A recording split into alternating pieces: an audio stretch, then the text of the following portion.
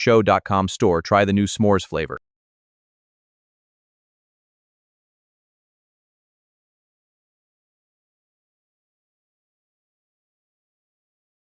You have anything to say to America? I don't know. Fuck the government, I guess.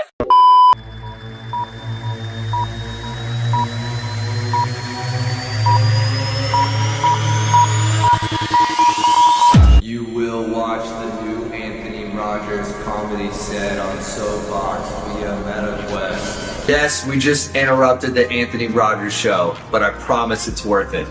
Anthony came into Atlanta, came into our system, this is no AI, and he performed a comedy set that is now turned into a hologram that you can walk around in your living room, sit down, listen to him say some of the craziest shit ever. You gotta check it out. Hi, my name is Anthony.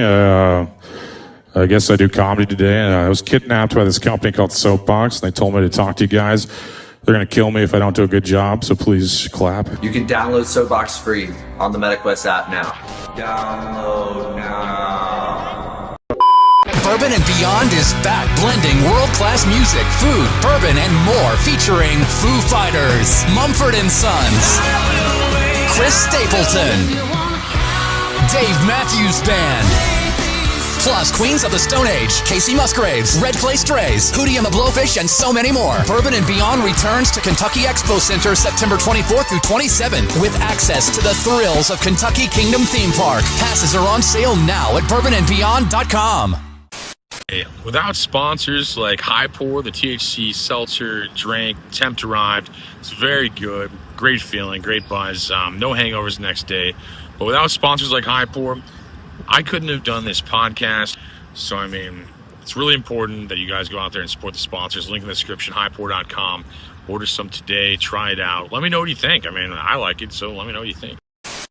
Hey, thanks for watching this video. And I want to say without companies like Luxurious Bastard Beard Oil, this video wouldn't be possible to make. So you can go to the links in the description, Luxurious Bastard, promo code Legendary, and get some beard oil. Great smells, great function, great look, great shine, you know. Do that and support the sponsors so we can continue to make videos like this for you. Thank you. I love you. I love you. We do love you. We love Anthony. We love Anthony. We love Anthony. Anthony has a fat cock. Woo!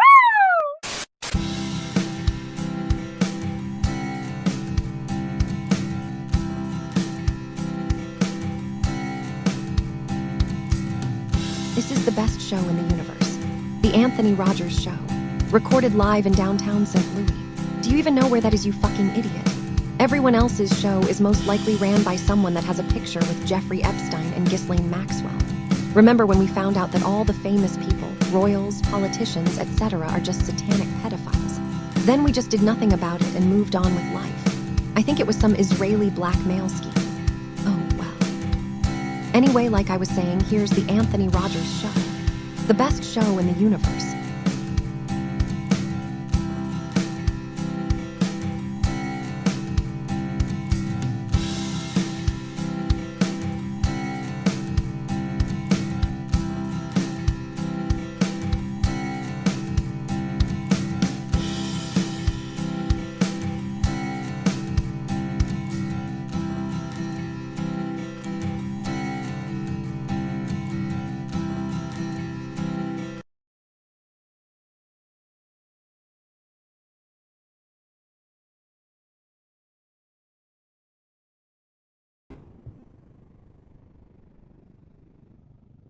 Hey guys, I'm Rebecca. What's going on? I'm Caleb Salvatore, host of That's Based. Follow me wherever. It's Pete from Humboldt Comedy. Hi, I'm investigative journalist Erica, and I'm honored to be on Anthony's great show, the greatest show in the universe. Thank you, Anthony. Hey everybody, my name is Frank, and here's the Anthony Rogers Show. How you guys doing? What up? Hey everybody, I'm doing great so far. Things are going really well so far on my side. It's cool outside Sydney, Nova Scotia. Tomorrow's Canada Day, a holiday in my country's tomorrow. Canada Day is tomorrow. Well, happy Canada Day Eve. Yes. Hi, Rebecca. I'm Frank, a YouTuber from Sydney, Nova Scotia, does weather, dancing, and comedy. Hi, Frankie. I've seen you before, bud. How's it going? Yeah, things are great so far. I'm glad. I'm showing you guys Pitt Street in Sydney. Nice. Oh, wow. Dude, Frankie, I'm a huge fan of yours. It's too cool to see your work. I'm so excited to share this space with you right now. It's too cool. I love what you do, man. That's Sydney, Nova Scotia. I'll meet the EN26. I'm Frankie Dalton. Nice to meet you. Hi, Claire. Hi, Pete. Nice to meet you, Frankie. Thank you so much. I'm a YouTuber from Sydney, Nova Scotia, Canada. I do my weather reports, dancing videos, and my comedy videos. Yes, I saw some of your segments. You do a fantastic job, by the way. And yesterday, I was on in Hot Water Show with Gino Piscante, and Nelson Peabody was on in Hot Water Show as well. Then I was on Christy Mayer Simcast this Sunday night past. Oh, cool. Congratulations. That's Things going well. Things are great so far. And you're on the greatest show in the universe. How can you beat Anthony it? Rogers in Missouri right now. Rebecca, how's the weather in your area? EN26, how's the weather in your area? It is hot. It is hot, but it's sunny, so I won't complain.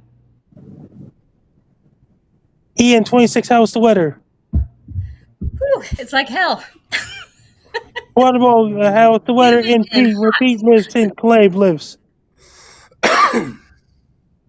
The weather over where I'm at is it's pretty mild. It's so cool because like I'm on the coast of California in Humboldt County, and so it's like very mild because the offshore winds bring in some like cool air, and then like just inland it's super hot. It's like over 90 degrees inland, and so it's just right, and it's like I forget what you call it. It's a microclimate, you know, where I live, and so it's like just about 70 degrees and sunny most of the time. It rains a lot too, and then like other than that, it rains in the winter. It's perfect during the summer, so a lot of people come out just for vacationing in the summer. Thanks for asking, Frankie. And Clave, how's the weather in your area? Yeah, I am in Omaha, Nebraska, and it is hot as balls here. That's my report. It's really hot there in Omaha, Nebraska right now. South Carolinas, Florida, lots of storms going on in Florida, severe thunderstorms. And Japan's supposed to get another typhoon, or South Korea sometime in July. Yeah, we don't get typhoons here. Never say never. Anything can happen. Japan gets typhoons and earthquakes. It was brutally hot outside. Like to even go allegedly that's why I'm smoking weed inside, because it's so fucking hot outside. It's like in the comments, my neighbor said it was 97, feeling like 111. That's like what it is right now. And I pretty much only went outside. I had to smoke weed in my pool. That's how fucking hot it was outside. Act like that's not the best place to smoke weed. Yeah, but it was a have to though. It wasn't because like I wanted to. You know, it was like to even go outside, I have to sit in a fucking pool because like it's so fucking hot outside. So you're using the gravity bong, I bet, right? I should. That's a fucking hell of an idea. There's the other part of Pitt Street. He acts like it's a rough life smoking weed from his pool. His lungs have a rough life. Dream. Yeah. And then over in Europe, it's really hot there lately in Europe, like England, Wales, Scotland, Ireland, France, and a lot of people died from the heat in Spain. It was so hot over in Spain. Not enough. It was really hot in Siberia, Russia, above 111 Fahrenheit. In Siberia somewhere up above the Arctic Circle, temperature was 61 Fahrenheit in Antarctica. Fuck that. Wow. That's really hot for Antarctica. Did the ice wall melt? Over in Siberia, it's really, really hot, over 111 Fahrenheit in north of the Arctic Circle, on the north coast of Siberia, Russia, and the remote communities. It was so hot. It gets extremely hot in the summer months in Siberia, too. Really? In Siberia? They get extremely hot summers there. Bro, it's like learning. Yeah. Educational every time I'm on this show. That's why I'm here. I didn't go to college, so I got to do this. In South Bar, Norway, that's where the top sea fault is. Global top sea fault is in Norway. They store all the plant seeds and things like this of different countries, just in case something happens. Where's the best weather in the world, would you say, Frankie? What's your favorite spot for weather? That means, so did you hear about this? I'm in Sydney, Nova Scotia right now. It was thunder and lightning early in the morning, and the weather turned good before I woke up. That's awesome. Where You can like we the thunder? 75 degrees, period. It was a tense thunder and lightning early in the morning. I was still asleep when the tense thunder and lightning happened.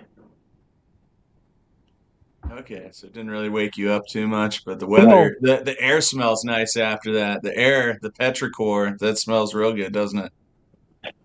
After thunder and lightning came to Sydney early in the morning, I was still asleep.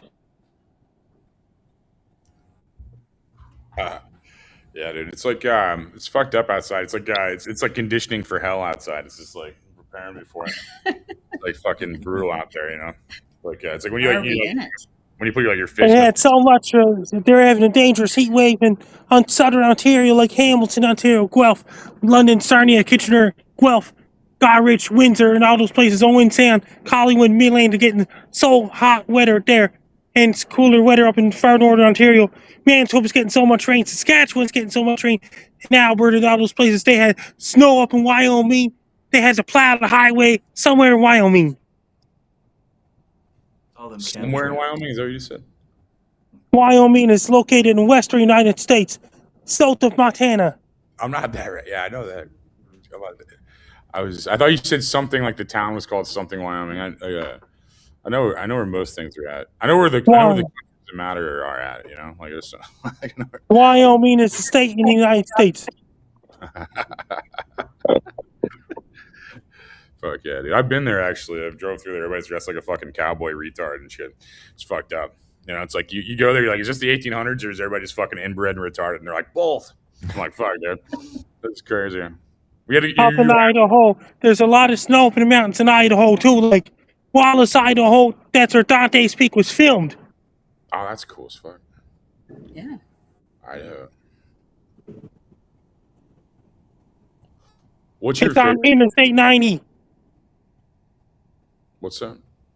Wallace, Idaho is on Interstate 90. Interstate 90. Hello, Janie in the comments, and like my neighbor Anthony's watching. Looks like too. What's up, man? My neighbor sounds like Dave Chappelle. Like he sounds just like Dave Chappelle. Like when he's talking, like, he'll be like telling a story or complaining about something. And he'll sound just like him. It's yeah. Drinking with him last night, and like it's like for a second, he's like every once in a while, like, is this fucking Dave Chappelle yelled about something right now? Like, Well, have you ever seen him and Dave Chappelle in the same room? I have not. Maybe Dave Chappelle. It might be. And did you hear about this? And down in somewhere in the States, they got large hail, things like this. It's really hot down Oklahoma, Texas, and all those places. Even down Mexico. Southern Chile is bringing lots of rain and snow up in the mountains and surrounding coast areas in southern Chile lately. New Zealand's getting colder weather this time. It had snow down New Zealand up in the mountains in Queenstown, New Zealand. This is impressive. This is all in your head. Southern Hemisphere winter's going on right now. Days are getting longer in Invercargill, New Zealand. Days are getting shorter in my area as of right now at the same time. My God. I feel like Byron Allen overspent spending how much money on the Weather Channel? I feel like you just got to He's call always Frankie. right. He's always We're getting right. more information from Frankie. Yeah. What? Insane. I'm so Janie's jealous. Do you think South Carolina's gonna get over 100 over the 4th? That's gonna be crazy. South Carolina's. Wow. Back in August 2025, a guy in a motorcycle drove all the way from South Carolina to Sydney, Nova Scotia, just to get in a video of me and getting a picture taken with me. He got my bobblehead from me in August 2025, and he drove all the way back to South Carolina. It's impressive. It's awesome. I need one of those bobbleheads. Keep going, That's the Frankie. You're coolest making a thing. name for yourself. And did you hear about this? And did you hear about this? Clueless Gringo got in a video of me in late June 2025. Yeah, I was talking to him on Instagram the other day, actually. And they got a holiday in my country, Canada, tomorrow. Canada Day. Canada Day is tomorrow in my area. That's a national holiday in my country. What's Canada Day about? What do you celebrate? Just Canada? They celebrate Canada became the country in 1867. Hey, What do you do to celebrate? Do you eat maple syrup and poutine? Ketchup, potato chips. And during Canada Day, I got news for you. And I just sent you the video mentioned Abby mistaken Canada Day in the video. That'll be online soon enough. Yeah, I'll pull it up. That's fine. I'm retarded. Give me a second. How the fuck do I need a producer, man. I'm a fucking idiot. Like, You and me both, brother. it's like step 1, acquire budget. Step 2, get producer. Yes. Have a redundant Growing green your screen. green. behind me. Canada Day in my country is Wednesday, July 1st, 2026. Canada Day is on July 1st, 2026. That's Wednesday. And Abby Mystique's doing great over. She really loves me. Abby Mystique loves me a lot. And Canada Day in my country is July 1st on a Wednesday. Abby Mystique is doing great over. She really loves me right now. I will say hi to Abby. And that means that's a national holiday. Today's the first day. Today's the last day of first half of the 2026. Tomorrow is the first day of second half of 2026. Yeah. Yeah, it sure is. Wait, what? Hey, we've made it halfway through 2026. Oh, Right now it's the last day of first half of this year. That's Tomorrow is the first day of second half of 2026. Yeah, thanks for K-Man on that. Makes way more sense. That's awesome, man. Like, that's cool, dude. How's everyone's New Year's resolutions? That means 2026 will be half over tomorrow in my area.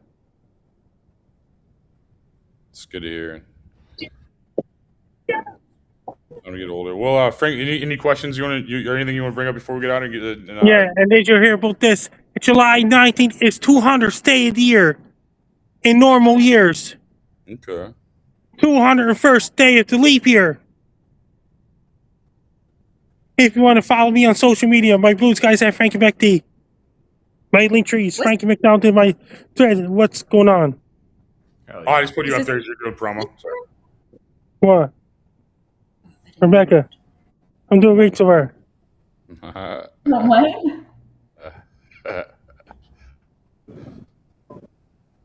Dude, Frankie, you're the man. We Yes, love you. You're my childhood hero, Frankie. I'm glad Yeah. you're coming on to do the weather, man. The Thank only you, person bro. Tosh Point oh, man, you're an absolute fucking legend, man. I appreciate it. If you want to follow me on social media, my blue skies at Frankie McD. My link tree is Frankie McDonald. My threads is at Frankie McD 1994. My Reddit is Frank94. And my subreddit is Frankie McDonald. And my formerly Twitter is at Frankie McD. My Facebook is Frankie McDonald. My Instagram is Frankie McD 1994. My TikTok is Frank94. My Clapper is Frank94. My Twitch is Frank94. My Snapchat is Frank AMCD1. My YouTube channel is Dogs of Wolves. And my LinkedIn is Frank McDonald. Best of luck to you. I'm Frank Dog. You're listening to Anthony Rogers Show every Tuesday nights. Brian, thanks again, Frank. God bless you, man, and fucking thanks for being a legend, man. Hell yeah. Cool, some motherfuckers I know. Always right about the weather. All right, so Erica has a crazy ass story she wants to tell, and then like everyone else is a professional, so do whatever the fuck. Yeah. Well, first off, I'm going to say thank you, Anthony. I had seen your show, I met you, and he was willing to run this story when a lot of people wouldn't run this story. And so hence backing the greatest show in the universe, because this is a story that the public really needs to hear. I think a lot of people are going to resonate with this. I think especially after the second segment airs, there's going to be people just coming out of the woodworks, because what I thought was just a moment in my personal life as an investigative journalist was unbelievable. I ended up in the middle of documenting 3 years of just corruption, governmental corruption, and had the forethought to make sure I was documenting it to pull stuff later so that I could show that this indeed did take place. And being an investigative journalist, I just was working on other stories as well. So this whole situation that they had thrown me into made it to where I also had to document it. Not only that, but to show the public, like, hey, these people, not only that, but they created this narrative that isn't true. It was defamation. So I was dealing with extortion, defamation, abuse. It all started from I was doing investigative journalism work, and the relationship I was in was abusive. My ex was very abusive, and he tried to kill me. I don't have a colon. I still have a hematoma in my face. He put me in the hospital. He strangled me. He punched me. He kicked me. He pulled my hair out. He stomped on me so hard that I lost a colon. And yet, my ex-fiance, who is not even a U.S. citizen, this is the icing on the cake, folks, here on an H-1B visa, actively on probation for what he tried to do with me, managed to pay off people to use lawfare against me. This was unbelievable. But what was more unbelievable was as I was going through this process, because I'm not this person. I was never involved. I don't have a history, and I never had problems, good law-abiding citizen. And this was shocking to me. This was not normal. What they were doing was not normal. And I could tell, for example, I'll leave some of this for the second part, but I wasn't even given due process that I could prove on paperwork, folks. It didn't matter. They didn't care. And that told me something, just not only as a person, but from a journalist aspect. I thought, my God, these people are so arrogant that they even will write an extortion letter on government documents because they're so used to doing it that they constantly operate with impunity that they don't think about it. So what happened, kind of in a nutshell, was not only did they essentially provide protection for him and prosecuting attorney's office, the courts, probation office, I have documented, Anthony, that this man violated the probation, wrote down by a detective. They didn't care. Nothing mattered because once my hired legal representative, Stephen Watercote, and he's an attorney that is located where you're at. I hired him as my legal representation, who happened to be, find out later, friends with my ex's attorney. So there was a whole bunch of stuff that happened, and ultimately, because I hold him accountable. I didn't ever expect any accountability from the person who did what they did. What I did expect was the people that I hired to protect me, and the government that is supposed to protect me, the laws that are there that are supposed to protect me, the people we pay to protect us would do their damn jobs. And everybody failed, and they failed miserably. And unfortunately, I have the report card documented. And I had to get to a point because, see, here's the thing is, people are like, oh, don't come out with this story. And I reached out to a lot of local media in that area. I reached out to all your major news stations, and nobody wanted to touch it. And that led me to just even being more inquisitive, because I'm like, why isn't anybody touching it? Well, they won't. And there's such a reputation, specifically with the county that I used to live in, that if you're somebody that goes up against them or tries to call them out, they essentially intimidate you. They're like their own little, like mafia, and they'll just send people, they harassed me. They threw me in jail for a week, Anthony, for, quote, being rude with no bond. Do you know that I spent more time in jail than my ex did for trying to murder me? Even though I had the resources to get out, I had people on the outside that they called my attorney. This was not hearsay. They told my later attorney that they were holding me because I was, quote, very rude in court, but the records show no contempt. I had a healthcare worker, because of my loss of colon, that went actually with me to court who can back this up.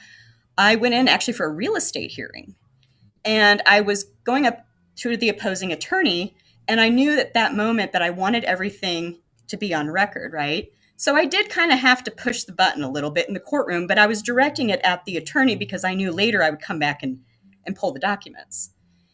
But at no point did the judge hold me in contempt. As a matter of fact, I was in the hospital when I had this real estate hearing, and I had to reschedule it. And the nurse had sent over the court the documents and everything. And I had shown up like 30 days prior. It was basically rescheduling a hearing, same judge, same courtroom. The bailiff said, oh, hey, we need to reschedule. It had nothing to do with the case I was there for, but same judge, same courtroom. They said, just wait a minute. The hospital sent them the documents. We just need to reschedule it. Then, and after the opposing attorney went back and talked to the judge, her name is Taylor, by the way, then the bailiff came out and said, you're under arrest. I said, for what? He goes, I don't know. He goes, you'll find that out when you get there. I said, why am I under arrest? This is insane. And then they put me in a holding for 4 hours. And that day I almost didn't go to court because I had a fever. I was going to reschedule anyway. But I was like, oh, I'm just going to go get this over with. So I'm sick on top of it, right? They arrest me. I get there. They're not telling me why I'm arrested. They're not telling me how long I'm going to be there or anything. It was unbelievable. So they book me. They hold me. I didn't find out until about 3 days in exactly what it was and how long I was going to be there for. And it was for, quote, being very rude in court, said the prosecuting attorney of Jefferson County to my attorney, Stephen.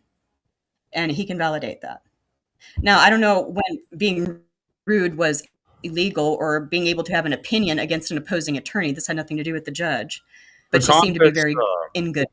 For context, like I know and stuff, but for context, like explain what happened to you and stuff like that. For if you can, if it's not too fucking insane.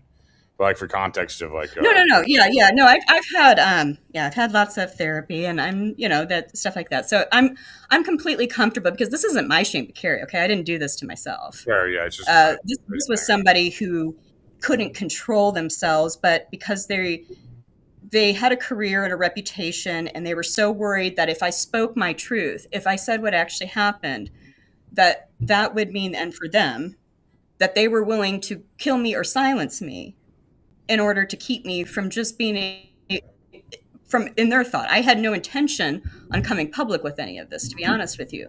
I was hoping the probationary period, in that mindset back then, I know better now, okay?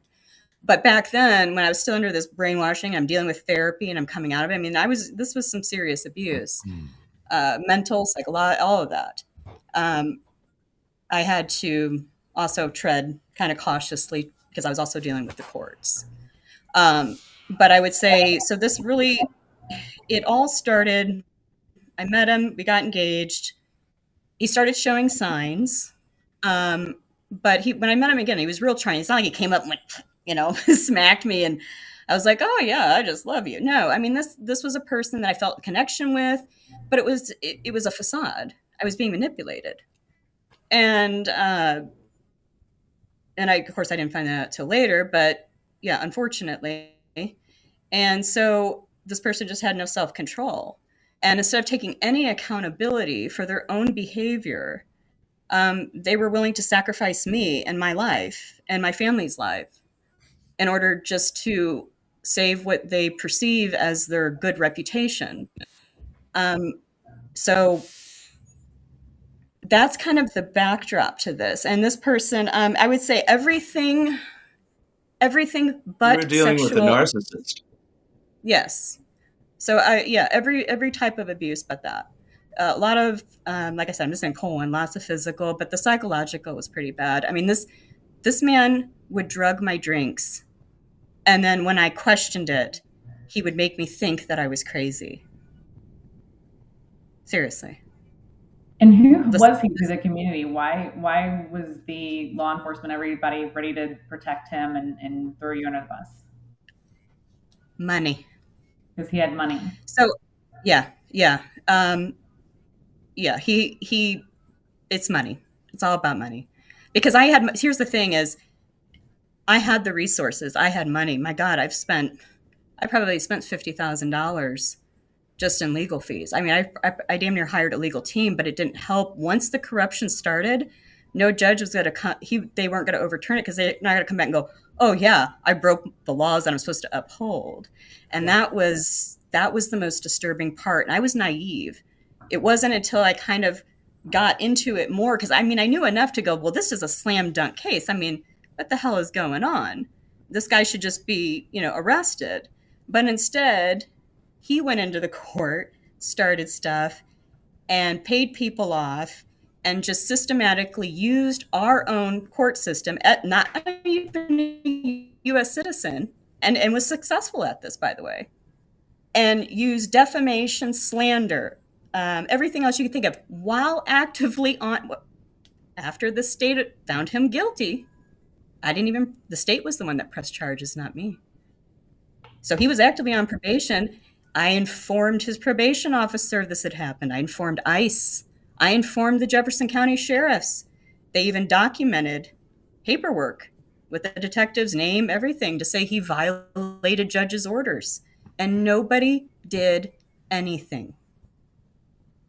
My family reported it. Nobody did anything. So he's still running around free.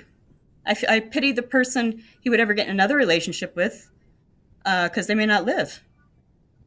Elaborate on what physically happened, if you could. So I would say there was one. I would say one of the incidences, he strangled me almost. I mean, to the point where I thought that was going to be it, and that was towards the end. He punched me. He kicked me. He pulled my hair. He grabbed my head. He slammed it in the wall multiple times. He was kicking me, spitting on me. And I guess I should say, how did that come about? I came in the home and I was upset because he had left. We had talked about this prior. It was just one of those like relationship things, right? Where you talk about something and they do it again. You're like, okay, I'm frustrated. Mm-hmm. So yeah, I was frustrated as his fiance, I'm like, okay. And he just stood up and wham, and I hit the floor. And I didn't think I was going to make it. Was that the first time he was physically abusive? I'm sorry? Was that the first time he was physically abusive, or was towards No, it wasn't. That was the one. That was the incident that ended up causing the charges to be filed. Prior to that, the first time the physical stuff started, he punched a hole in my wall. That was the first indicator. And it was just like out of a fit of, he was angry, punched a hole in my wall. Then he fixed it. Then there was another time we were out and he got upset and he was screaming in my face, grabbed me by my throat and choked me out in public. And people stood up, police came and they said, do you want to press charges? And at the time, you have to think too, people never understand this part till they're in it, but you're in a brainwashing, you're conditioned, right? So in my head, it's like, they said, do you want to press charges? And logically, of course, now, yeah, who wouldn't, right? But at that time, sometimes in those situations, you understand that by doing that, you might actually escalate it. So it basically, in this case, in this specific circumstance, it was one of those situations where it was very, very charming and it became abruptly violent really quickly. By the time it did, I was already threatening to be killed. And he backed up his threats with actions. So it was believable. And then I was made to question my own reality by him doing things that I knew I didn't do, but then he would make me think that I did them. And even though logically I'd be like, oh no, I didn't, because I'm a very intelligent, rational person. But after so many times, there comes a point where you're like, did I? And that's where it starts. That's where it really starts. And to tell you how deep it gets, I was sitting in my therapist's office trying to convince her I was abusive. And she goes, what do you mean? Well, how are you abusive? And because I'm trying to rationalize his behavior. And I'm like, well, what am I doing wrong? What's wrong with me? And I said, I say bad things. And she goes, well, do you just go up to him and just start like calling him an asshole or saying? I'm like, no. She goes, okay. She's like, do you have to be provoked? I'm like, well, yeah. And she made perfect logical sense, right? She broke it down. I'm not that way. You know, I left her office. This shows you what brainwashing does. I remember I left her office driving home that day, and I thought, she just doesn't understand me. And this was somebody, and she tried to stop me, and she's like, Era, I have 2 degrees. I specialize in domestic violence. You're not going to sit here and convince me that. But I was so convinced that I was the issue. And that if I just fixed something in me, that was going to somehow solve the problem. But the problem was never me. But that's how the gaslighting, how the deception had already, without even realizing it, had put me in that headspace. I didn't realize it until I had enough therapy when I was out of that to understand what I had been in. If that makes any sense. So like, what do you think is your way forward with this situation and this person? So the person I have not been in contact with, nor I have any desire. That's you know, that monster. You're distancing them, and then like, do you think that like Yeah. they haven't earned the space in your head, right?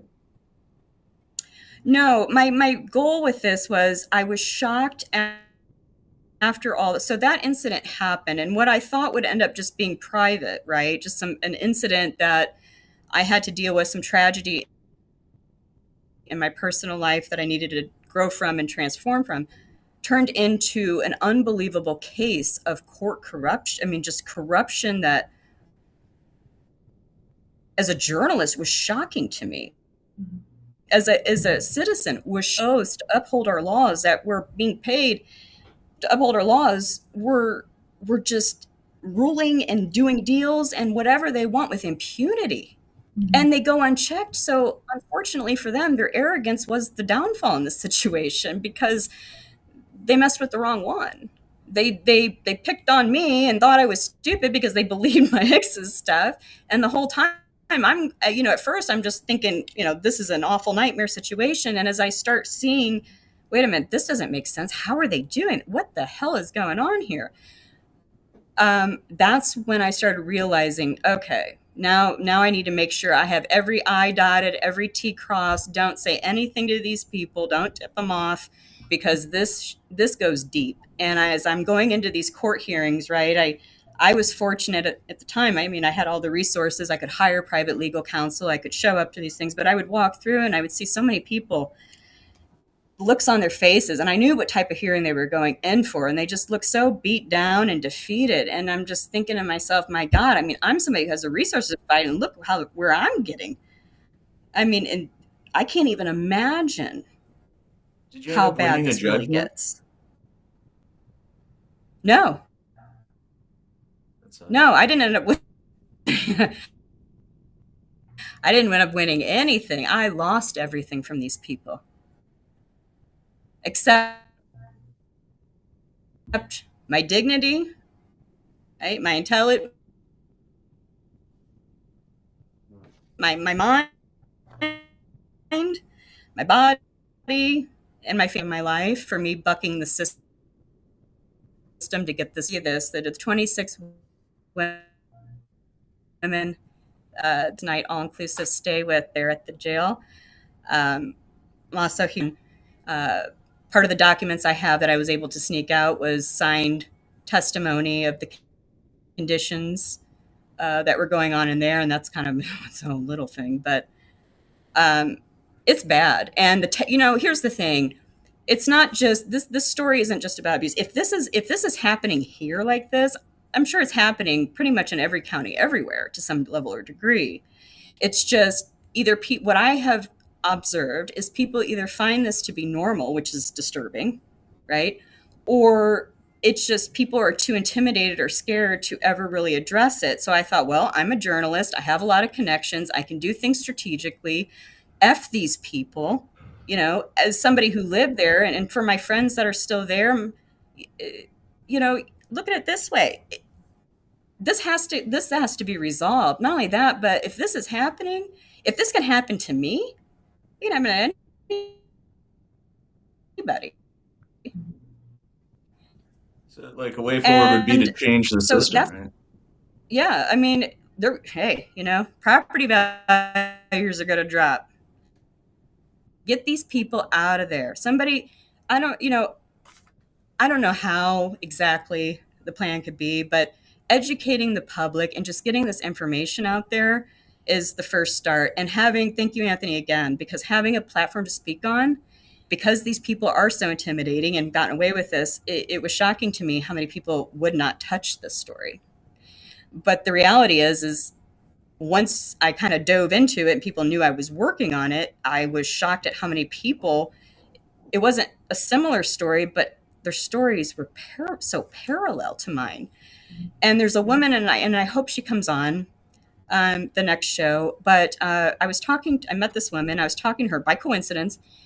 Again, kind of a different story, but they essentially destroyed her life as well. And this is like story after story. Yeah, who's they? Jefferson County, Jefferson County. Yeah, any of and I'm not saying there aren't people there that are just there doing their jobs, have a conscience. The problem is when you go into law enforcement, they all kind of band together. So unfortunately, even the good ones, this is kind of what I was told by one actually, even when the good ones, they're outnumbered by the ones that are going to continue to operate that way. And, what I thought, I always thought, okay, well, bad people in jail. Yes, there's plenty of people that need to be there, like my ex.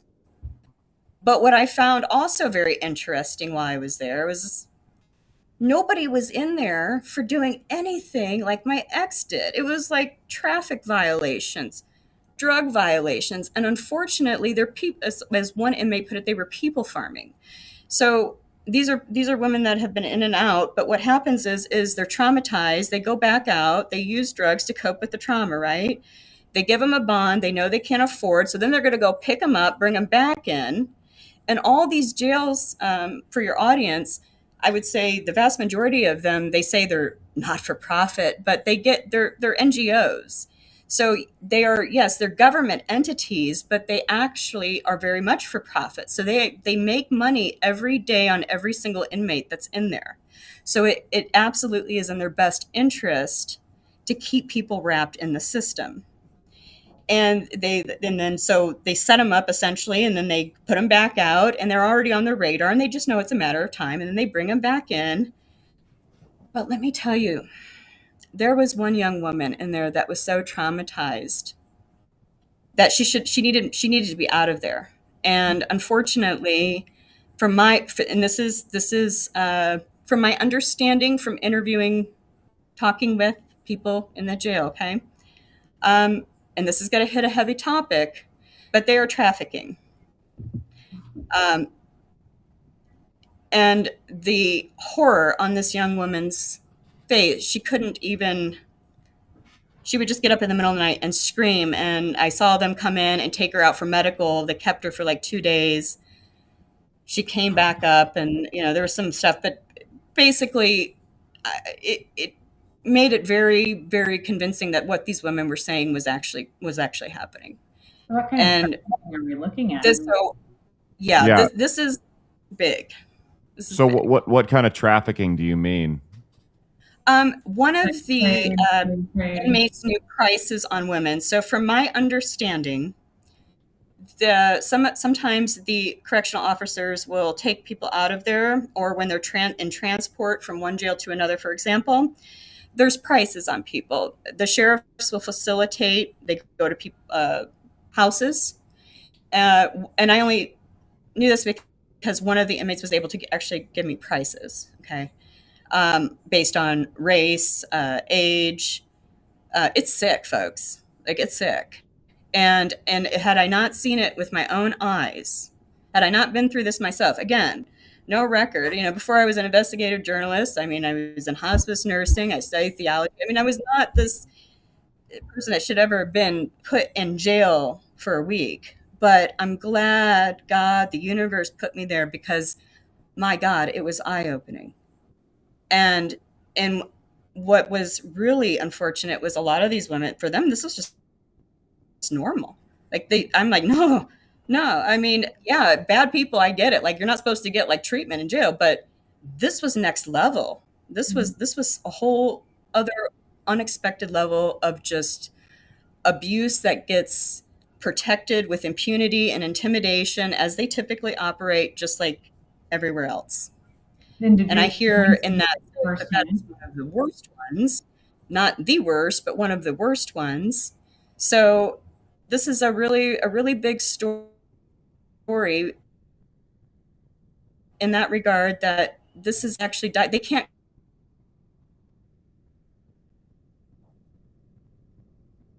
She froze. I can refute that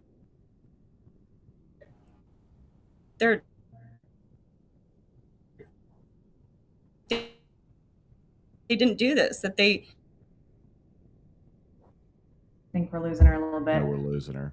Yeah, I can. That's like what she was talking about is like one of the problems with with the trafficking laws is that it like, is. I mean, yeah.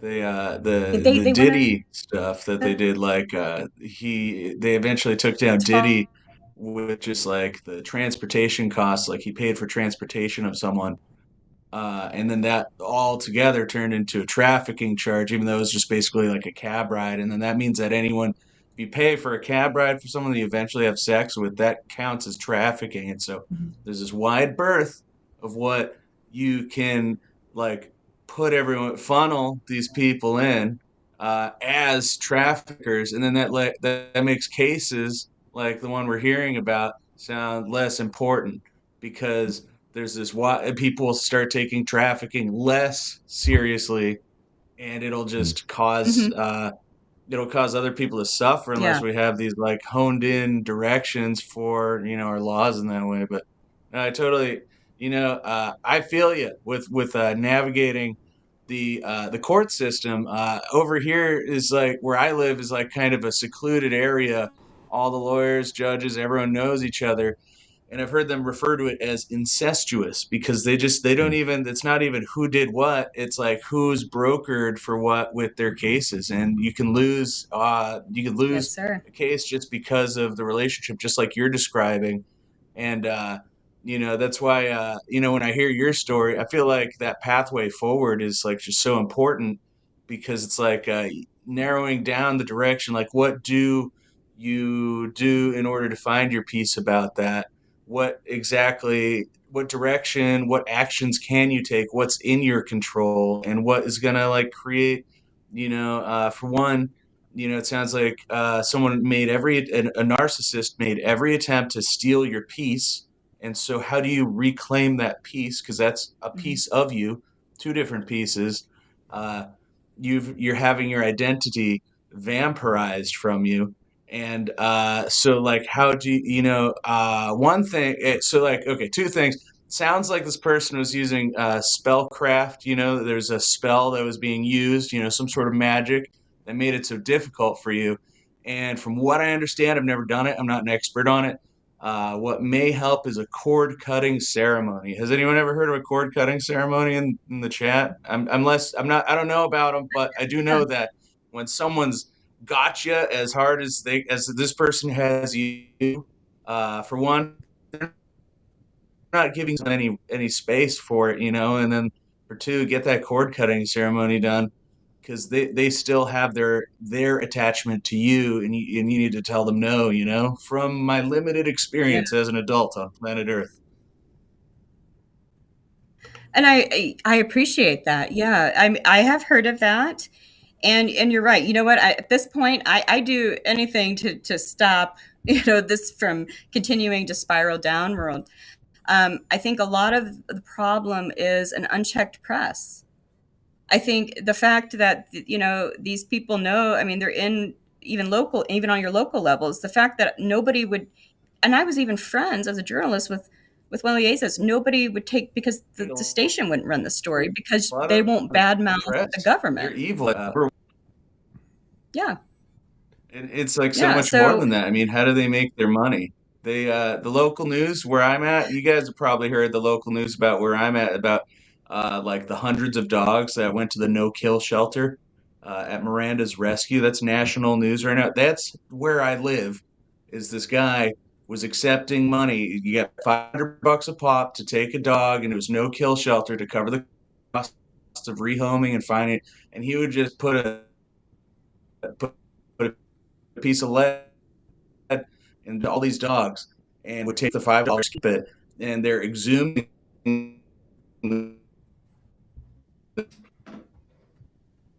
this guy's property with all these dogs put up for adoption. That news is making on it. I mean, like, it's not. I mean, we've all heard that the news is just like, oh, hey, if we're all sad and upset and scared, the news, that's what they want. Man, your signal's really bad too. So as soon as somebody tries to say something important, then their signal just goes out. That might be a I think it's a there. conspiracy. Yeah, I think somebody. Yeah. Keep Talking about the news. This horrifying thing. It is a conspiracy. I think the conspiracy is just that internet in this I'll country try and is fix mine.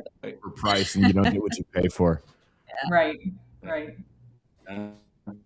Yeah, so it's I been can a remedy wild mine. journey. Pete, to answer the question, to go forward, this is it. This is going forward. I had to wait for a period of time. I had to make sure I had everything situated, and then in my personal life, what they didn't know was I was working on a very, very big global story I can't tell the courts about, right? So I'm working on this stuff, and it's like I got these like wolves just not. That's what it felt like while I'm trying to. So I'm going like, to the court, all these court hearings after court hearings after court hearings, and I'm just being thrown through all this nonsense and intimidated and harassed. So this is the going forward. This is the final, as far as I guess I could say, this is the cord cutting as of now, is exposing it for what it is. It's not for me to carry forward. I did my part, I feel like. By me coming forward, I'm opening that door, and I hope it is. I hope that I can be a catalyst here for some change. And I know how intimidating it can be and how scary it can be to come out and say these things. But it's important. It's important because the longer, as we're seeing this play out, globally everywhere, I mean, the longer these people, especially in government, go unchecked and they just operate with impunity, and they set up all their non-governmental organizations attached to other organizations to profit on. This just continues until people say, you know what, this is enough. This is enough. We got to do something about it. Yeah, that happened to me too. This is enough. Because if somebody thinks it's just them, they're less likely to speak out when they hear somebody else's voice saying, hey, this is what's going on. I got your back. I'm here. I even told some of these ladies, I'm like, hey, one of them's like, she didn't want to sign. And I said, I don't push anybody to do anything. I mean, it's completely up to you if you want to be on this for later, for her name and contact information. She goes, I tried to go up against them once, and it just made they made my life hell. They made it worse. And I could relate to that, and I could respect that. So, but that also, it was very, showed me a lot as to how they operate. So I told her, I said, that's why you have to do this strategically. You have to do it kind of as a group. You have to have, and I have the media connections, and I'm like, somehow, some way, we're going to get this story out there, and God bless you, Anthony. So we're able to get this out, and I was willing to do it because, again, these people, for me, it was like, compared to the other stories I'm dealing with, believe it or not, Jeffco's peanuts, right? These people are peanuts compared to some of these people I'm dealing with.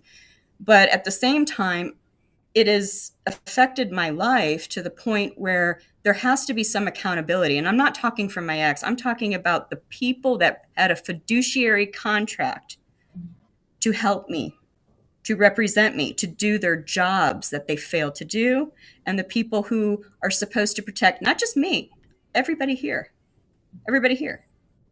And they don't do their jobs, and they're all bought with a price. behind the scenes. Almost So- all of them. I can't So say after them, you I don't bring know. the story to light, what comes next? So what I'm hoping is on the next part, I'm going to have more of the documentation, kind of more a little deep dive into it. I'm hoping that more and more people hear this and start talking about it. Just start having an open, honest dialect without fear of retaliation, without fear of these people coming after you, because their power is an illusion of control.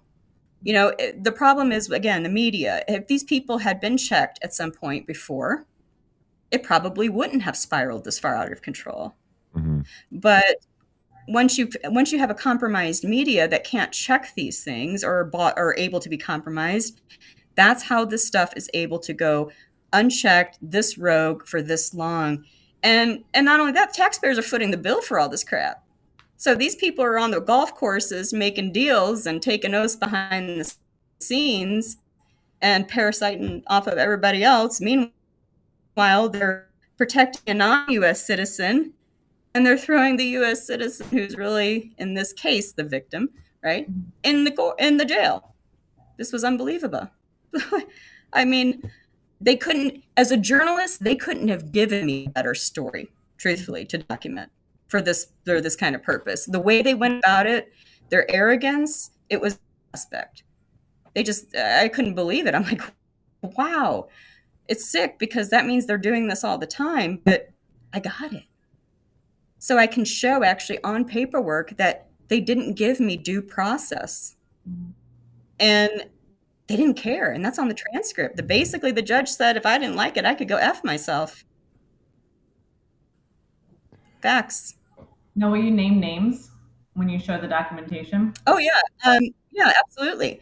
So the original attorney that I hired, who I believe did the deal with my ex's attorney, is Steve Watercody.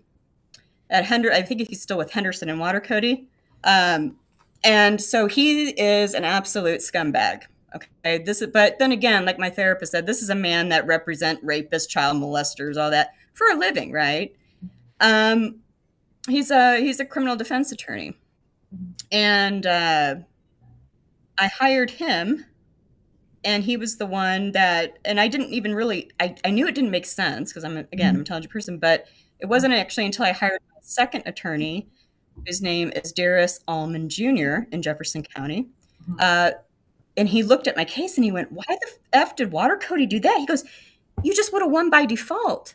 Because I was in a court hearing, Anthony and everyone, where my attorney, I went to the court hearing, right?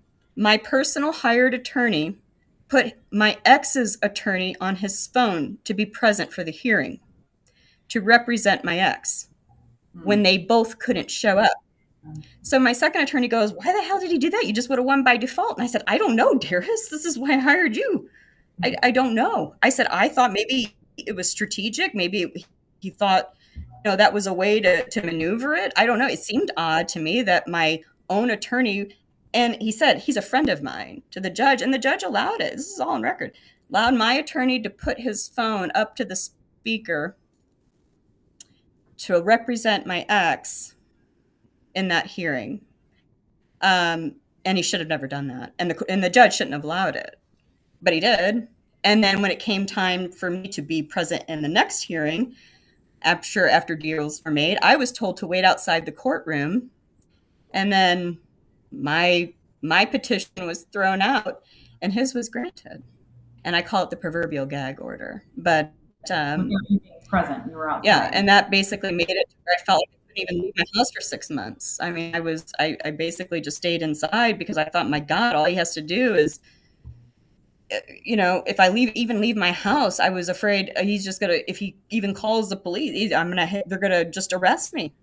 And it was horrible. I mean, but I didn't know what else to do. I was not even quite sure how messed up this was at that point. And then when I realized it, it was extraordinarily frightening because I thought this was like a no nonsense thing. This wasn't even something we're really debated. My ex didn't have anything. I didn't do anything. He did everything. And yet I'm sitting here somehow being pulled through this court system like I'm a criminal. And it was mind-boggling and confusing. But then I realized after the second attorney went, why the F did he do that? Literally verbatim. That was my validation that Stephen Watercody, yeah, absolutely. I mean, he took a bribe, I'm sure, through his friend. Again, they like their golf course deals, right? These are attorneys. And I had to tell my attorneys, my hired legal representations, different things. I'm like, why am I having to tell you people how to do your jobs? This is what I hire you to do. I mean, the fact that I even had to debate these guys, and listen, just to prove it, I can sit here and name names all day long, and I dare one of them to take me to court. You know why they won't? Because they know I'm telling the truth. So I'm not afraid to speak out, because if they pull me into court, the truth's coming out, and they're leaving in handcuffs if the laws are followed correctly. So believe me, they would have already, after my conversations with my first attorney, he probably would have already sent me like a cease and desist letter and pulled me into court if he knew he didn't mess up and he wasn't dirty. It's just they honestly believed my ex's false narrative about me and thought I was not an intelligent person. They were going to get away with this crap.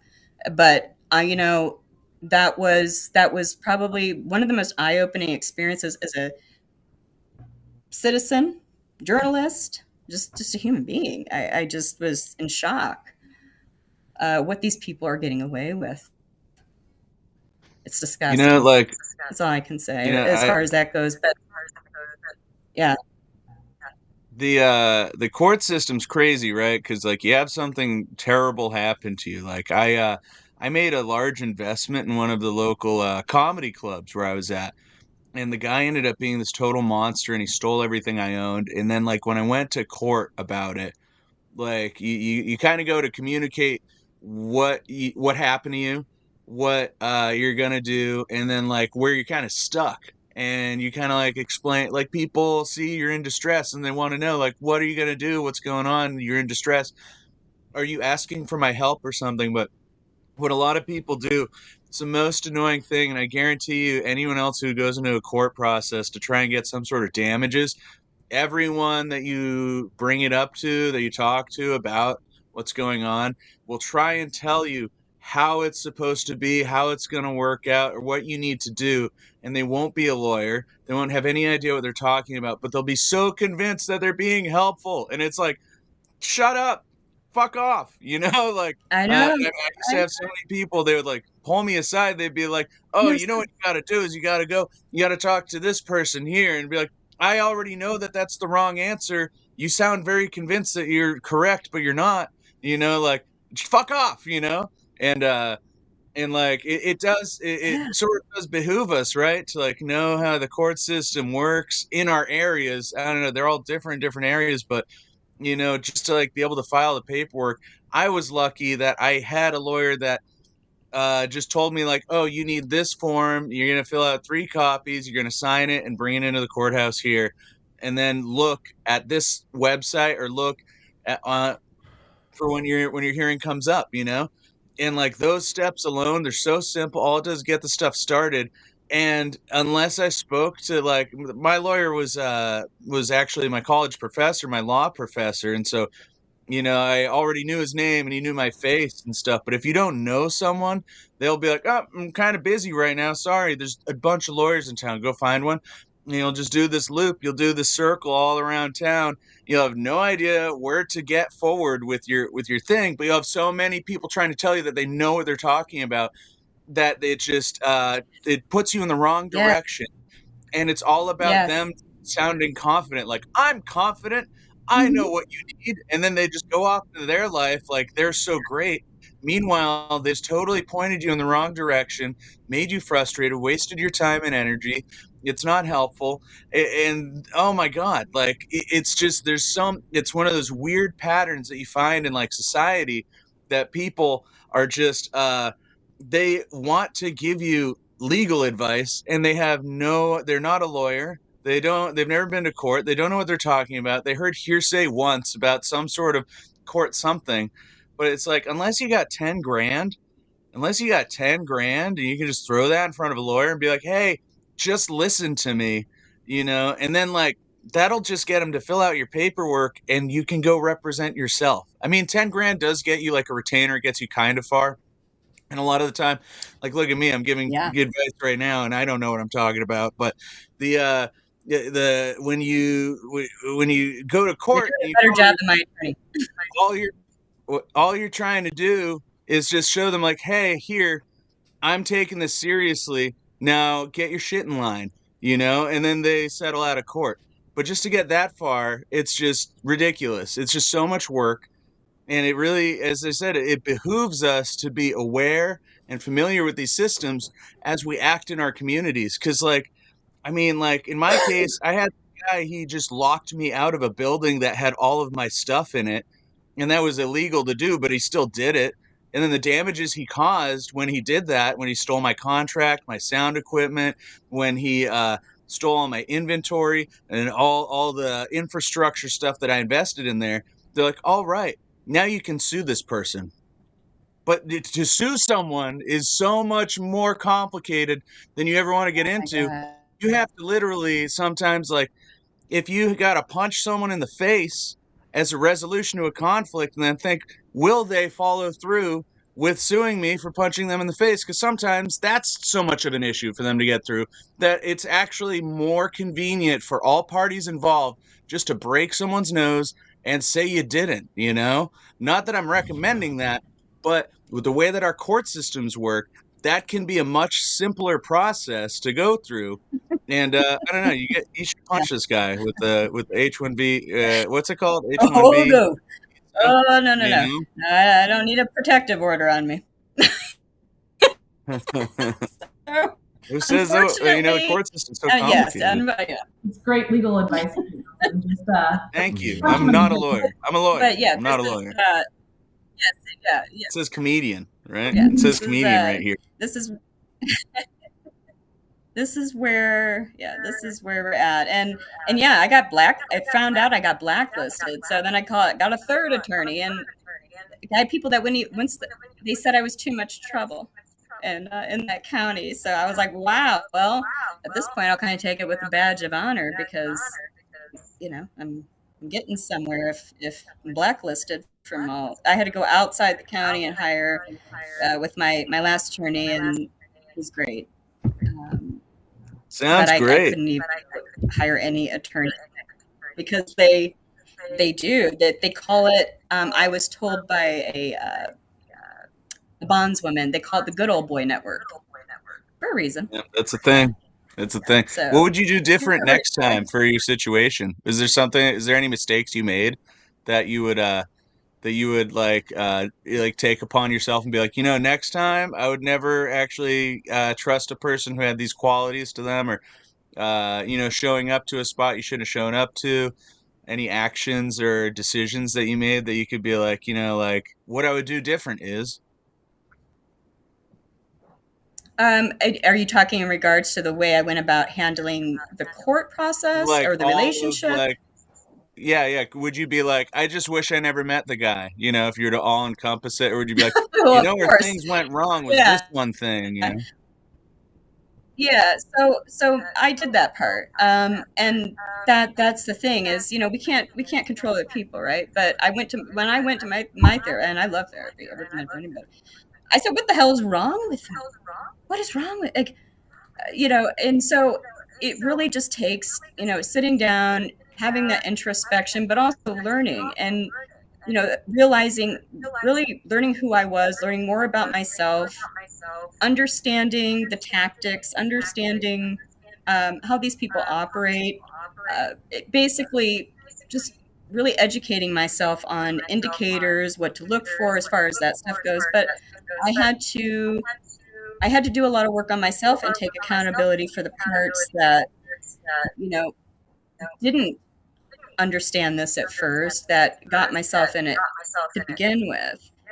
And I did that. That's why I can sit here and I can speak freely and I can say, hey, it's not my team to carry. This isn't a blame game. But I'm only responsible for the parts that I play in it. I'm not responsible for the parts that these people did. So I can expose the parts that they did because they're the ones who did wrong. I'm on the defense in this case. And I'm just exposing it because it's very newsworthy. I feel it's important, and the public needs to know. Maybe a conscientious attorney will see this and want to jump in. I have about 26 women who are willing to testify to certain things, and that's my hope. Maybe some people will see this that can reach out to Anthony, we put in touch, and we can make bigger moves. I think trying to take some more action would be important. But I can't say that I would necessarily do it different. I think, yes, I would have met him, but as far as right now, I think I learned a lot. I don't think I would repeat that mistake. Sometimes you realize like when these people, they're like really like vicious or terrible and then sometimes they pick us out, right? And then they're like, like this guy picked you to be terrible to you. And then there's two directions that like whenever people have been messed up to me, like that I could take that in is like one, wow, this hurts, this sucks, I hate this so much, and I wish this never happened to me. Or two, you could be like, you know what? This one's my favorite. Is I'm grateful that I was the person that this other person assailed upon, because I know there's other people who are much more fragile than me that would just outright just off themselves or leave town and lose everything. And I would much rather take it to the chin and stand my ground and do what is necessary to be brave in the face of what this person's trying to do, and be like, you know what? You could try and run me out of town. You could hurt me as much as you want, but I'm not going to change what you don't like about what I'm doing. And that's exactly why you're attacking me right now, is to try and get me to change or leave so you can have your control back. But you're not going to get that. And you can be strong enough to take that and be like, other people might not be able to take this, but I know my value and I know my strength, and I'm going to stand right here. I'm going to keep doing whatever I'm doing, especially if you don't want me to do that. Where is this guy now? Exactly. Yeah. Yeah, what's his address? I have no idea. Not that. Right. We'll provide that in a link later. I honestly don't know, because that's not been this person hasn't been my focus, even though I'm still dealing with the consequences. I look at them as the catalyst. They were just the catalyst for the actual real story. I'm just the documenter in the backdrop to show. And the fact that it's so wild, because in that county, there aren't as many probably people there on H-1B. So it's kind of unique in the sense that not only is this a story of corruption, but they're essentially aiding and abetting a foreign citizen versus, and not even honoring a U.S. citizen's constitutional rights. I mean, this is wild. This is wild. So that kind of adds another layer in here. It's hard to follow up with stuff like that, because the only people that, and like, again, I'm not a lawyer, but the only people that you can really sue involving that are like lawyers and judges. And then because the system is so incestuous, they will I remember this lawyer robbed my grandma one time, and the judge passed like this thing where she wasn't allowed to sue over it because the person that robbed her was a lawyer. And this is like paraphrasing for sure, and this is inadmissible, as I'm not making a testimony here, but basically like this, the lawyers all just kind of closed together and were like, no, we're gonna allow, because this lawyer had been practicing law for so long, they protected the lawyer, and a judge wrote an injunction or some sort of paperwork that made it like you're not allowed to sue this lawyer, period. That's not going to happen. You're not allowed to have any sort of legal judgment or case for damages against this lawyer. Why? Because they're a lawyer, and we're not going to explain it because we're judges and lawyers. And so it's like, unless you can provide enough, two things my lawyer asked me is like, what is the proof, and will a judge accept it? and will you be able to recover damages? And if you cannot cover those two things, it's not worth your time, and you can't do anything about it, because a judge can just be like, there's not enough evidence here. So they'll reject it right from the gate as the first hearing. In certain, like where I'm at, that's basically, the laws are different wherever you are, but whoever you're against in your lawsuit, they'll be like, they'll file an some sort of injunction or whatever they're called, and they'll be like, hey, I'm just saying this guy doesn't have any sort of evidence, and the judge should look at the amount of evidence, and you tell me, do you think this person has a case or not? And then the judge can be like, no, they don't have a case, and then they'll throw out the whole case, even though you did everything right from the gate. And so if the judge doesn't, you could have all the evidence in the world proving your case, but if the judge just doesn't like it, they can throw it out, and then that on your step one, you filed all your stuff right, they'll just throw it out, and there's nothing to be done. Let's say the judge is like, yeah, you do have a case, but the person you're suing, this guy's got a visa. Let's say he leaves the country or they can't find him. You have no chance of recovering. And so the lawyer's not going to take that on contingency, or some lawyers will just be like, I'm not taking your money because you'll never recover this. And I don't want that on my reputation that I took money for a case that you couldn't recover on. And so, I mean, all lawyers are different, but that's like the system that you're working in is just so complicated. And these things you don't expect when you hear about the law and what our country's held up on. You don't expect that these directions are the directions that your case can go. And you really need to have, you have to have like such solid evidence. You have to have like 3 times the amount of, let's say someone has like a full confession for what they did to you, and it's written down, and you got their permission to record them, and it's valid confession testimony about what they did. You might still need to actually have hard evidence of their physically being there, and pictures of the scene in which it happened, pictures, a doctor's witness statement, and then even then it's like, it's subjective what these damages could be, and you have to prove them to the point that they're objective so you can have some sort of damages to recover. So basically, whoever's causing these damages to you, they're gonna they have to cooperate with you and be like, hey, here, let me help you screw me. Like, it's not gonna happen. Yeah. It's a lot of work. For what you're describing, the amount of paperwork is just like just a super long stack. Very And that's what I like said. annotated paperwork. They told me I could It's spend so another difficult. 10 grand and appeal different things. And I said, at this point, no. I mean, I can tell it's already rigged against me. I mean, at this point, after the corruption already happened, no judge is going to come back and say I did wrong, right?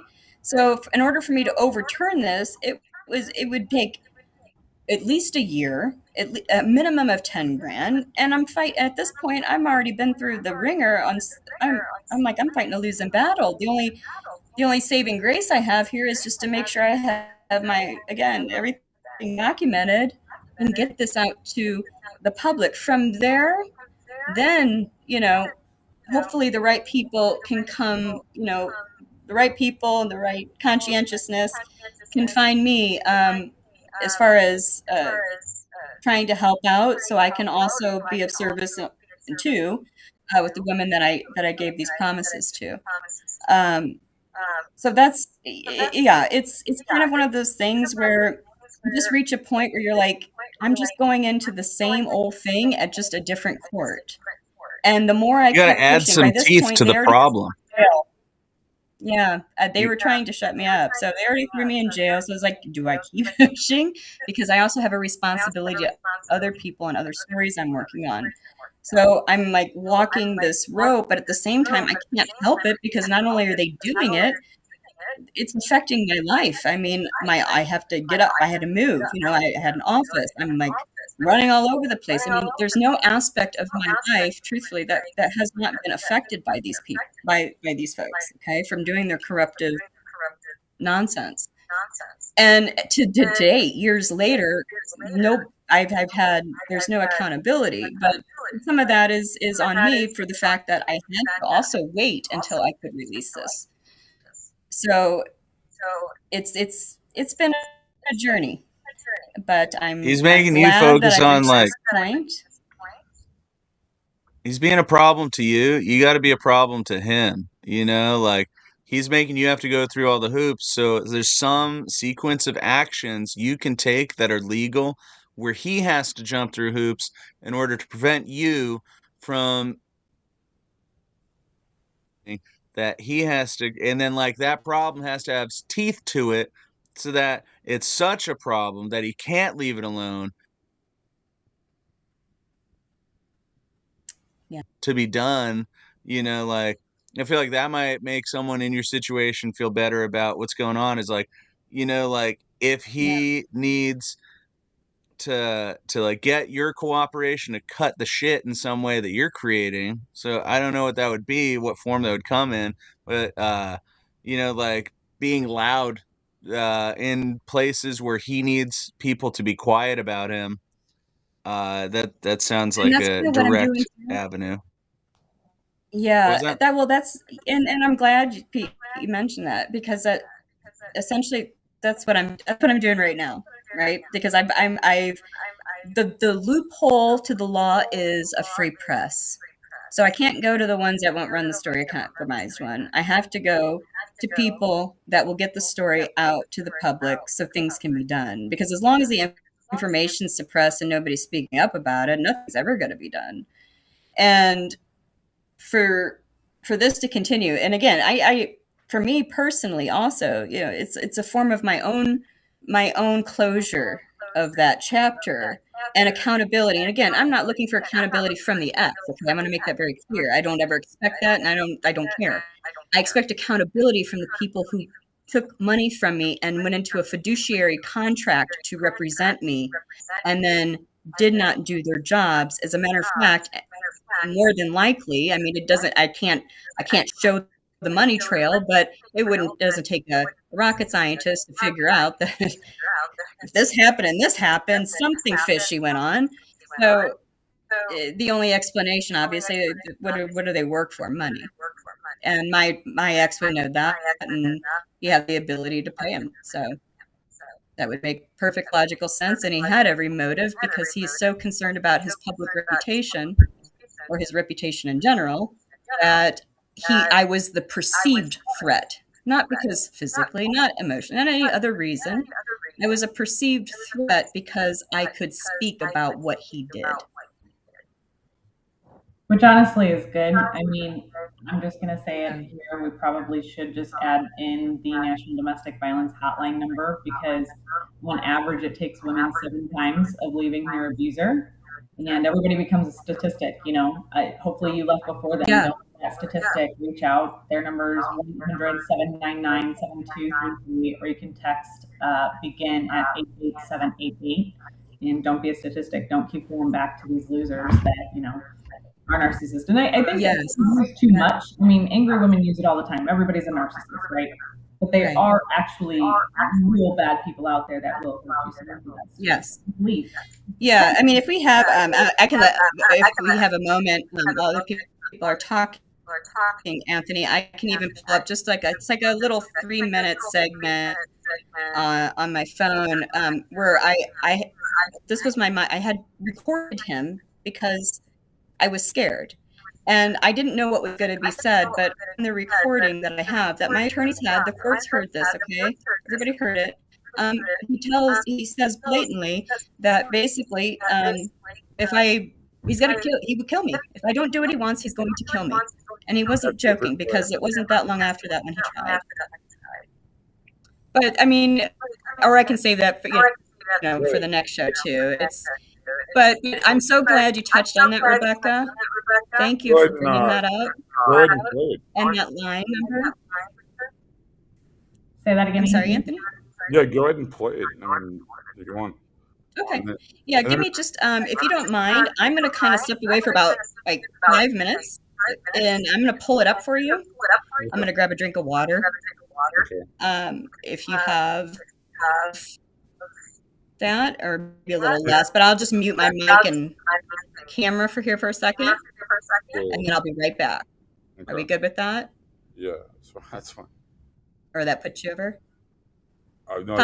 No, I said it's fine. That's not a big deal at all. Also, if you're watching at home and you want me to Okay, beat I'll be you up, right you back. can text me at 314-410-7077. If Okay. what? If I Did need you to. just dox your phone number, Anthony?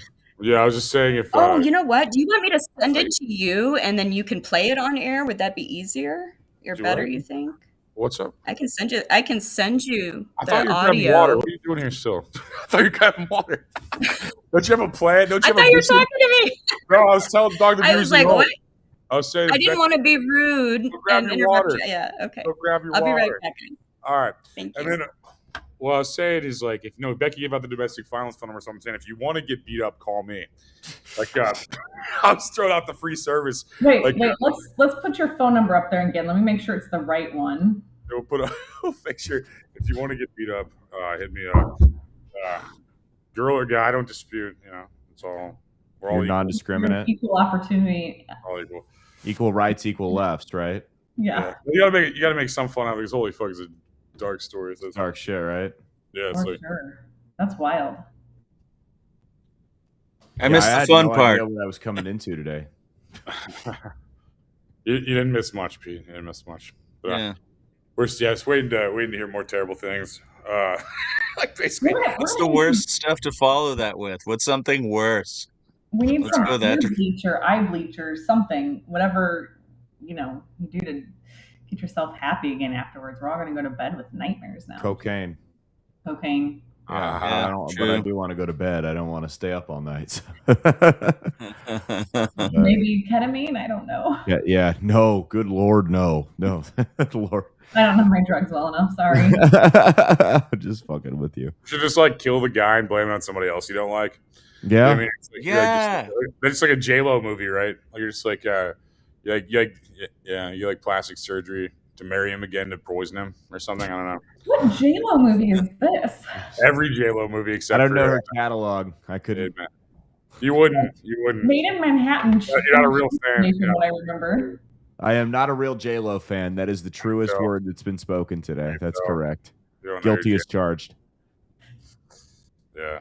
Really? Have you No, I was guys like- ever had to? Huh? Have you I'll guys go. ever had to navigate the court system or anything crazy like that? No, I'm not a criminal. No. Yeah, I'm a good girl. I remember one time I like gave a lease over. I let some girl take an apartment lease over, and You would be a I criminal. moved out, and she like evidently didn't pay the rent, and then I got like this nasty collection on. But that was I looked into suing, but that was really as far as it went. So just determined it wasn't worth it. But I mean, I got hit by a drunk driver one time, and I kind of had to navigate the court to like get my money from the insurance. My lawyer was really good, so I really didn't have to do anything. So How the fuck do you get hit by a drunk driver, man? That's gotta suck. I was dude. going from to different shows in Iowa, and dude it was like a 16-year-old kid. He was like 2.5 times over the legal limit. Just smashed into me in a pickup truck in the middle of the night. Like threw my car into a ditch and shit. So Wrong way driver or just yeah, he was going down the wrong lane. It was like a 2-lane highway, and he was going down the wrong lane. Passed out. He wasn't even awake. He's honestly, dude, he's lucky that this other guy was there to witness it, because I was gonna fucking cave his face in. I was so mad. Oh, I bet, dude. Holy shit. Yeah, not a good time. The worst part though was my phone was on like 2% because we had been out all day, and I'm trying to call my wife so she can come get me, and she like didn't believe me. She thought I was pranking her, and I had like a very, very small amount of time to convince her that I was telling the truth before I got stranded on this fucking highway in Des Moines. Yeah, I just use his phone. If I can shoot him in the face and use his phone. But yeah, 911, this fucking guy shot himself after Killed running into me. himself. Yeah, with my gun. What are they? Some Kurt Cobain fan fucking did this thing. Yeah. it was theft before suicide. Yeah. Yeah, he He stole wiped my his gun and prints shot before himself. he hit the ground. Yeah. He framed me. Damn. Had no You know, clue. you never expect to like get in these situations when you walk out the door that day too. It's like completely involuntary. I know. Yeah. Yep. It's exactly how it goes. But no, I'm fortunate. I have been shielded from dealing with the courts. You do look like if anyone was a criminal, it'd be you. Like on the street right there. Me? Yeah, you look the most like Yeah. crime on screen right now. Probably, yeah. You That can makes picture sense. the mugshot now. It's likely. I Move plead the the mic, fifth. you can see it. I blame you for I like the serial killer face right there for sure. the drunk kid. It's your fault. But The drunk kid, it's my fault. Yeah, no, I agree. a loser hit you. It's just like, do you get more money if they're a loser? I don't know. That's crazy. Well, no, it's all about the insurance company. Yeah, it's all whoever their insurance is. If they don't have insurance, you're just kind of fucked. Yeah. When I was a kid, like everybody was just on Xanax and I could still drive. It was weird. Yeah. Everybody was like passing out, driving on pharmaceuticals and shit, listening to like fucking 3-6 Mafia or something. that was my generation, you know. And I like, think you're showing our age with that, Anthony. oh, I'm fucking fat and old. Everybody knows I'm old. So I'm not fooling anybody. To say, like, nobody thinks I'm young, but no, yeah, it's that's what I felt like. It's like when I hear people can't drive, I'm like, yeah, on a regular, I'm like, dude, I'm like texting and I'm like smoking and I'm like fucking doing all this shit at the same time. And I'm just like, I don't know. There should be like an IQ test, like a level of like license you have.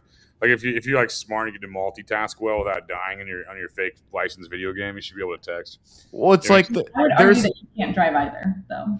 yeah. there's an art to being able to text and drive. You know what I mean? Like you got to be able to like look down and look up and multitask. There's way too many people that think they're going to type out a whole fucking book without even looking up once at the road, and those are the idiots that get in the accidents. You know, I'll say this though: texting and driving used to be so much easier when you had just the 9 buttons. Yes. You just knew where the button was. You knew how many times you had to press it. Absolutely. You wanted. I could blind text and drive. Yeah. Like, for hours and Yeah. never. I knew exactly what I was saying and everything. So You don't have to worry about autocorrect ruining your shit, you know, that kind of thing. yeah. Yeah. If my insurance agency is watching this, this is a joke, by the Yeah, way. it's all satire. Yeah, satire. We're talking about if we All could, of if we were smart enough to text and drive. You know, it's Yeah. dangerous. Yeah, it's too dangerous. Too dangerous. Like, if you can't do that drunk, you shouldn't drive in the first place. I mean, if you can't text and drive drunk, that should be able to take it. Like, all right, go take your test drunk. If you can't drive drunk and texting, then you shouldn't be on the road ever. Drunk You know? and dude, that's my least favorite part of driving, dude, is when I got to put my beer down to send a text. You know what I mean? It's the worst part of driving. I hate it. Oh, I would that's avoid that. awful. Dude, I hate Avoid driving. that if I could. I don't think anyone should be able to drive.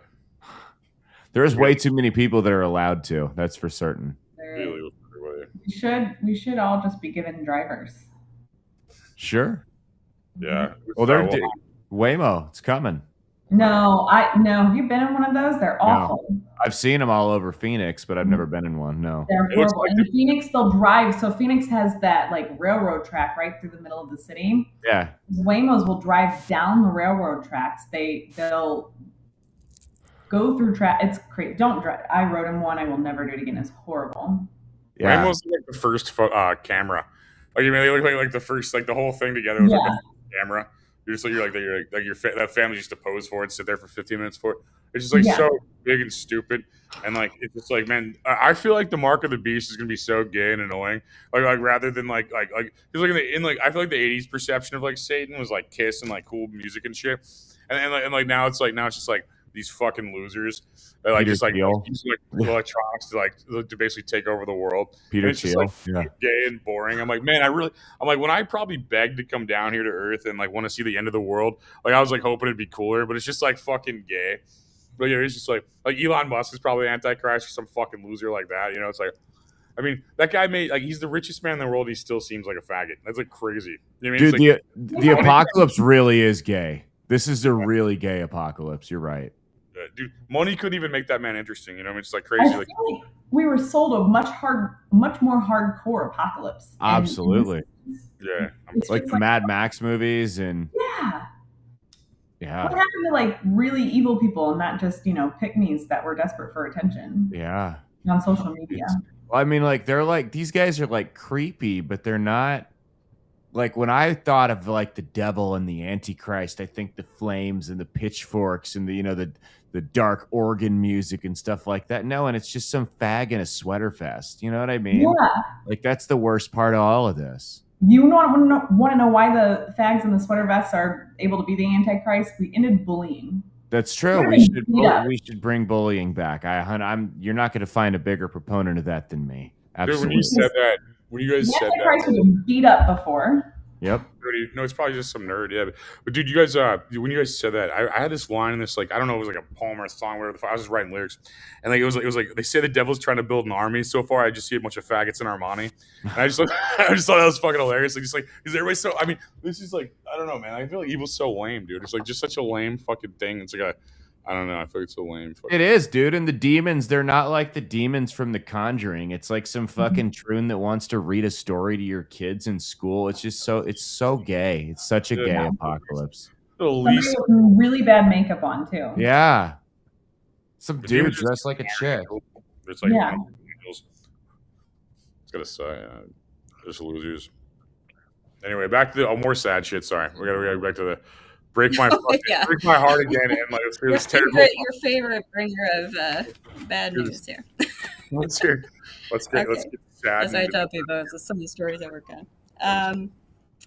So I did pull that audio up. Let me grab it, and so this will kind of give the audience to just a little insight because my ex did not know at the time. I hit record, but I went into the house this particular day. I don't know if it was intuitive or what, but I felt scared. So I had my phone, I hit the record button, and I had it in my pocket, not knowing what was going to happen.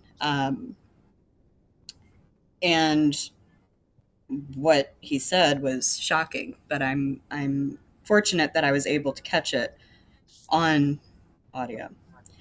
So I'm going to turn my phone up because it's on my phone, and I'm going to put it to the speaker.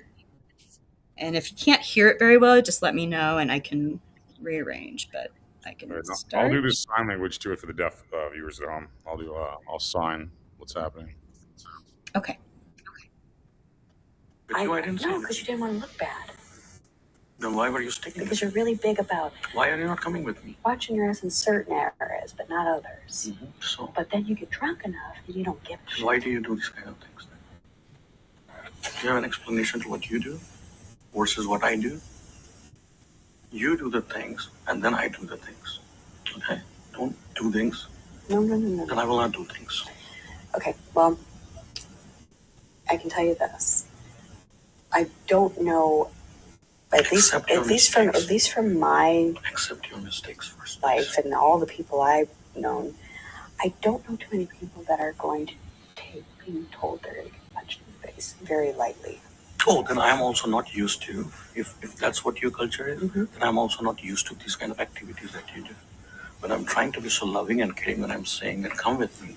And if you're adamant I'm not coming with you and you're sticking with these Is that what I did? You did 2,000 times, believe me. You did it like something that pissed me off. And it pissed me off 2 times. And you're going to do it the 3rd time, I'm gonna seriously kill you. That's what you think. Really? Yeah, because that's what you're pushing to the limits. I'm trying to explain to you from the beginning. You don't account your mistakes. The only problem with you is that your head is so much like you are the most intelligent person. You are doing the every right thing. You don't accept your mistakes. Don't do your mistakes. You always end up doing these kind of things. I am the person that takes all the responsibility all the time. Do you? In the worst Do scenarios. you? Because you haven't taken any responsibility. Oh, I'm the person. None. Here? You took none. Here what? Here what? You completely play the victim, Then and if that you, you if did. you, I'm telling you on your face. No, don't touch Hold me. on. Do not touch me. I'm telling you, if you think you had a better experience with anybody, and if you think you will have a better experience, get it and prove me. Then I will feel bad. That's how you can prove me bad. Well, I'll tell you what. This isn't India. Please do this. I'm No, not right here. I'm not obligated. Do this to. with me. You're obligated now. You're obligated. No, it's a lot of investment. You're obligated. I'm not. Well, I'm not. I have to. Well, I'm not. Please believe me. Fix your head and fix your thoughts first. Otherwise, you will ruin your own life no matter who you go with or what you do. You have to fix your head first. My head is fine. Your head is not fine. You take a lot of medicines, it can make you grow. Okay, you have a lot of medicines. I take vitamins. No, you take a lot of medicine. Oh, but the two that are prescribed to me are my multivitamins? You take therapies. You take a lot of things. It's very simple. It's not like I'm up shooting. And then on top of that, you drink. What are you doing right now? Drinking? I even asked you to lay off the alcohol. Because it's a problem. I'm fine. But I'm telling you, from outside. When I talk very simple. You're not. When I talk very simple things, try to simply understand what I'm talking. If you don't understand, then your head is the problem. And then you want to sit there and tell me, kill me? Do you think that's going to pan out really good for you? Then why are you killing me? You're actually killing me. No, you already I'm not. killed me. No. You already killed me. No, I'm not. You already killed me. Killing does not mean you have to poke a dagger into you. Killing basically means you're killing the life of the person. Then learn how to control yourself as well. You control yourself. I'm responsible for me, right? And if I make a mistake, that's on me. You're responsible for you. No matter what I do, Why no matter what you why do. don't you take your responsibility? Well, see, that's the thing. Like, as I'm talking, you keep interrupting me. So I haven't even been able to really say much. From the beginning, Even right now. You're going to interrupt. Talk, I'm listening. There's no, that's why I get to the point where I'm like, it's pointless. It is absolutely pointless for me to even speak. Talk now. How much can you talk? Talk. I'm listening. Talk. You have the whole night. Talk. I'm listening. Believe me. Anyway, did I handle... Oops, I think I hit that. But so it basically just goes on me trying to rationalize with a psychopath. Okay, so but most importantly, I'm all jittery after having to listen to that. Yeah, it's fucked up. Sorry. How that felt, yeah. So that was what I was living in, and again, the threats were backed up with results. So I didn't take the threats lightly. I figured, yeah, he absolutely is capable and will. But that's what some, that's the difficult part, especially like Becca said, bringing the domestic violence aspect into it, whether it be male, female, it doesn't matter. I mean, this stuff, this is so, it's becoming more and more prevalent every single day, it feels like. But it's the last place that you expect to have violence, right? Is your person you love, or your home, or the person you're with, and your family. So that's what makes it, I think, extra, because especially if you're a genuine person, right? You're in it for the wrong reasons. You love somebody. You're like, okay, well, you're trying to like, well, maybe it's the alcohol. Well, you're trying to rationalize their psychopath behavior, which you learn later. That's the worst thing to do. But in the moment, and for anybody that's in that, you just heard, everybody has a different situation where sometimes they have to stay because if they leave, it's far more dangerous. And the statistics back that up, and I'm living proof. It's not when you're in the relationship that you're in most danger. It's when you're exiting the relationship is when the risk of homicide increases substantially. And in my case, it absolutely fit the statistics. Yeah.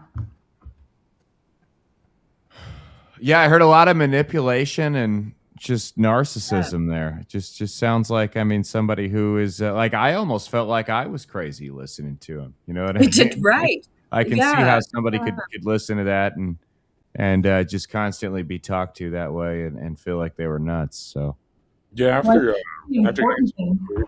go. One of the important things to listen to too is, it's that constant interrupting. They break you down to the point, and then they say, okay, fine, talk. But then they continue, okay, fine, talk, to the point to where you're done. You can't get your thoughts back together, and so you can't respond. And that is a form of manipulation. I don't think it's recognized very much because, he was trying to get you off track so that you couldn't. So you said, okay, fine, I'm done. I'll admit to whatever just to stop and gain the peace, Do you think the fact that he comes from a part of the world that kind of views women as property played a role in that behavior? Usual suspects. Yeah. You know, yes, I would say there is an element of a cultural aspect. Okay, but here's the other side to I'm this. not excusing it, by the way. Yeah. Yeah.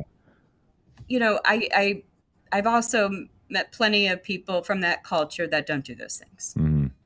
So some of this is just a human being. It's just a personality, you know, rather, his upbringing. I mean, I don't know. I don't know what caused the problem. But, yeah, I would say, you know, there is probably an element to that just because as you heard in the audio, I said, well, I'm not, you know, basically I'm not obligated to you. And he's like, yes, you are. There's too much investment. And what you didn't hear too is, you know, there was more to it. And it was like, no, we've already told the family we're getting married. We've already done this. We're already making arrangements. Basically, like, you're stuck, bitch. You know, it's like, I don't know how else to put it. But you heard me. And I'm like, no, I'm not obligated to you. And it's like, well, yes, you are. And there was no telling him differently. Like it was a car deal that you had just signed. Yeah. Basically, yeah. Like, no, we're engaged. I've already told people my reputation's on the line, and you're doing it, whether you like it or not. It's kind of after hearing that audio. No, I think I'm on his side. I'm just joking. I don't like. It is fucked No comedy allowed. Come on, Anthony. You know better than yes, that. I mean, you know what? This is probably the perfect platform because there does. I mean, there's a lot of heaviness to a lot of this. It's good to bring some levity. I think it also facilitate people being more open with it. So, yeah, no worries. I know I've had some good conversations with Anthony. He's a good guy. I respect him. I know. He's just no. His heart's in the right place. Yeah. I just thought that was the perfect joke, dude. I was just like, wait, this is the light of the moon. I'm like, man, this is so dark, dude. But no, I'm sorry you had to deal with all. It is. All sincerity, like, I sorry to deal with all that fucking shit and stuff, and like, no, it's fucked up, and like, yeah, dude, he sounds retarded, and So to tie that in, the courts had that, guys. My attorney, everybody had this. Yeah. So, I mean, the pictures. It sounded like a soap opera. It sounded like a soap opera when it was like playing. I'm like, it is. It's like it's like a living like telenovela here. It's really. I mean, I've had people tell me like, what you're describing is like watching a movie. I'm like, it really was. It was unbelievable to me that what I was dealing with, and hard to wrap my head around. And you know, again, it just compiled on the fact that I was already deep diving into some other journalism work was just adding to the complication of things. But and then I couldn't even bring that up. So, you know, I'm trying to get these people to stop because I'm like, whoa, stop. I've got other stuff, but they just kept going. What's a glimpse at some of your other stories that you're working on? So a lot of my stories have to touch into global geopolitical, banking, theology, kind of where the crossroads of where religion, governments, and banking all meet. So it's some pretty big stuff. And once I can, we'll go ahead and I will give everybody here a heads up for that information. That's going to be some really interesting stuff, and I know Anthony would be happy to. I'm sure, you know, once he reviews it, share. But yeah, it's let's put it this way. It's taken 4 years of work, probably hundreds of thousands of hours of my time, to the point where I mean I was even essentially paying myself for a long time to do it because I had to do so much research and spend so much time doing it. So yeah, they didn't even realize that because thank God, I didn't tell my ex I was working on some of the stuff, but they didn't know some of the stuff I was dealing with. And I'm like, oh my gosh, these people, like, I'm trying to deal with this fire and I'm already wrapped up in other stuff. And I'm like, one could potentially affect the other, which made, I think, the situation a little more, well, I don't think it did make the situation much more challenging. But I just kept going. I just kept doing what I had to do. I had obligations on one end with these people. I had to defend myself from the other side. And I felt like I was, not only am I dealing with my health and all these other issues, but I'm essentially felt like I was fighting a war on two fronts. I mean, it was exhausting and draining. These people left. I mean, they did, unfortunately, by the use of the legal system. And here I am, somebody who could, at the time, I was hiring attorneys. These were private legal counsel, and I was getting nowhere. And I just thought, this is insanity. But they gave me a lot of information. So from a journalistic aspect, I am grateful for that. Cool. Well, this is this is going on 2 hours. We should wrap up. And if you want to do more information, I'm open to it or whatever. But feel free. Anyone wants to throw out like any kind of promo or anything like that, feel free, or whatever content or whatever they want to. Dark episode would be like, all right, promote now. So it's like dark stuff. You know what I'm saying? If you want to finder for my, no, I'm just joking. What is it? If somebody wants to throw out a promo after a dark episode, of course it's going to be something like their feet finder, whatever that you sell the pictures of. Yeah, exactly, Anthony, right. Post your grinder. Grinder, yeah. It's in the link in the description. Link in the description. Yeah. In retrospect, Anthony, this was probably one of the perfect shows to talk about this, because you really do. I mean, like I said, I was just kind of shaking when I was having to listen to that again, and then the humor brought that levity to where it was like, calm down. So this has worked out perfect. Thank you again. And next time I'm going to hopefully have someone with me, but I'm going to pull up legal documents that are going to blow people's mind, because these people actually extorted me on it. So that will be quite fascinating. But I really appreciate all of you for allowing me the space to talk and interacting and being here tonight. We will figure our way. But again, anybody who sees this, in the legal sphere, maybe it'd probably be better after the second episode when there's a little more substance. But at that point, I'll have some stuff set up so that way, if there's people that want to comment or want to join in on this or want to do something, they can get in touch. Cool. Sure. And Caleb, you want to throw anything out with us before we get out? Nah, just follow my show, That Space with Caleb Salvatore, wherever you get your shows at. We're every Saturday, so. I've got a comedy festival I'm putting together in August. It's gonna be pretty lit. Anyone wants to come out to it? It's the Shelter Cove, second annual Shelter Cove Comedy Festival. We have Rodney Norman from Dry Bar Comedy coming out to headline. We've got 100 comedians coming out from as far as Miami, Ohio, New Hampshire, Rhode Island, North Carolina, Georgia. You get the deal. And we got 3 days. We got multiple shows. You can rent a golf cart, cruise all over the golf course and the airstrip, and it's right on the coast. It's like, if you look up Shelter Cove, it's like the most beautiful spot you can go to. And if it's super hot where you are, Shelter Cove is like 70 degrees, and it's like cool zephyrs of California air. It's the most beautiful spot. What was that? When is it? August 7th, 8th, and 9th. We'd love to have you. The payment scheme for the comedy festival is basically that we have our take-in. So we have a sponsor that like paid for everything that gets 50%, and then we get 50% of ticket sales and 50% of food and drink. And then those two 50% are what the festival takes in, and then I split that evenly between all participating comedians. So there's not a huge paycheck for it, but it's amazing for networking, and we have people from all over coming out. And like, bare minimum, it's the most beautiful place you've ever been to, and it's worth it just for that. It's like right on the coast, and then it sticks out into the ocean, so every angle you look is just ocean water.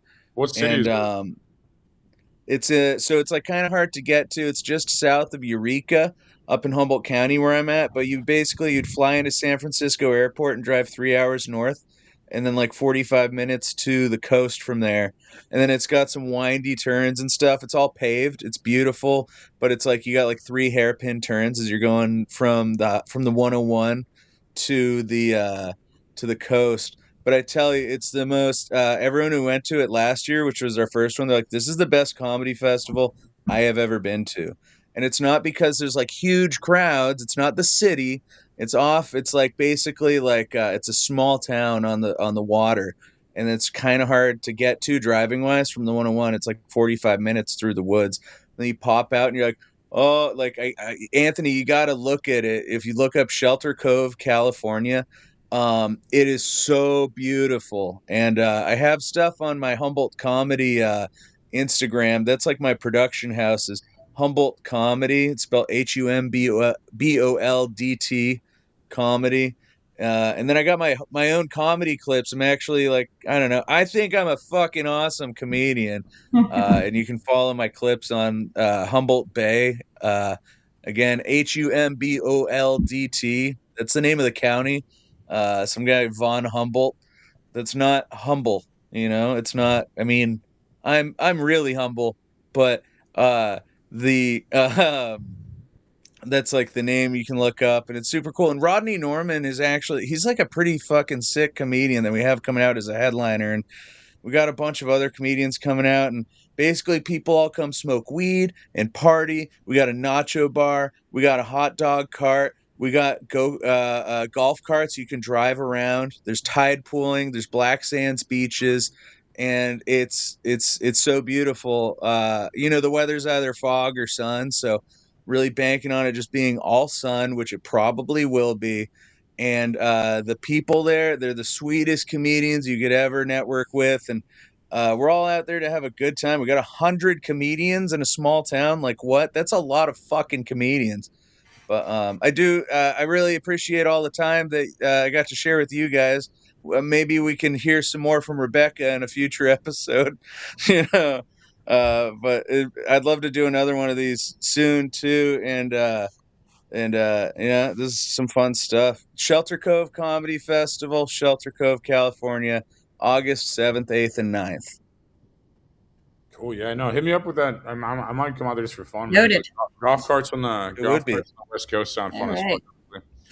And if you watching at home, fucking a bunch of shit. I got episode 2 of Marty Birds where I'm just interviewing drunk people outside of at the Lake of the Ozarks. It's going pretty good. I got that on my YouTube and Rumble, and then I interviewed Uwe Boll earlier today, and he has the #1 movie in America somehow. Like, I have no fucking clue how the fuck my friend has the #1 movie. I was just like, someone goes, "Hey man, Citizen Vigilante came out. You should do an interview." And I'm like, "Yeah, dude." He emailed me, and I'm like, "I'm gonna check it out." He told me about this movie like 3 years ago. So I checked I hit him up on email, and I'm like, "Hey man, do you want to do this interview?"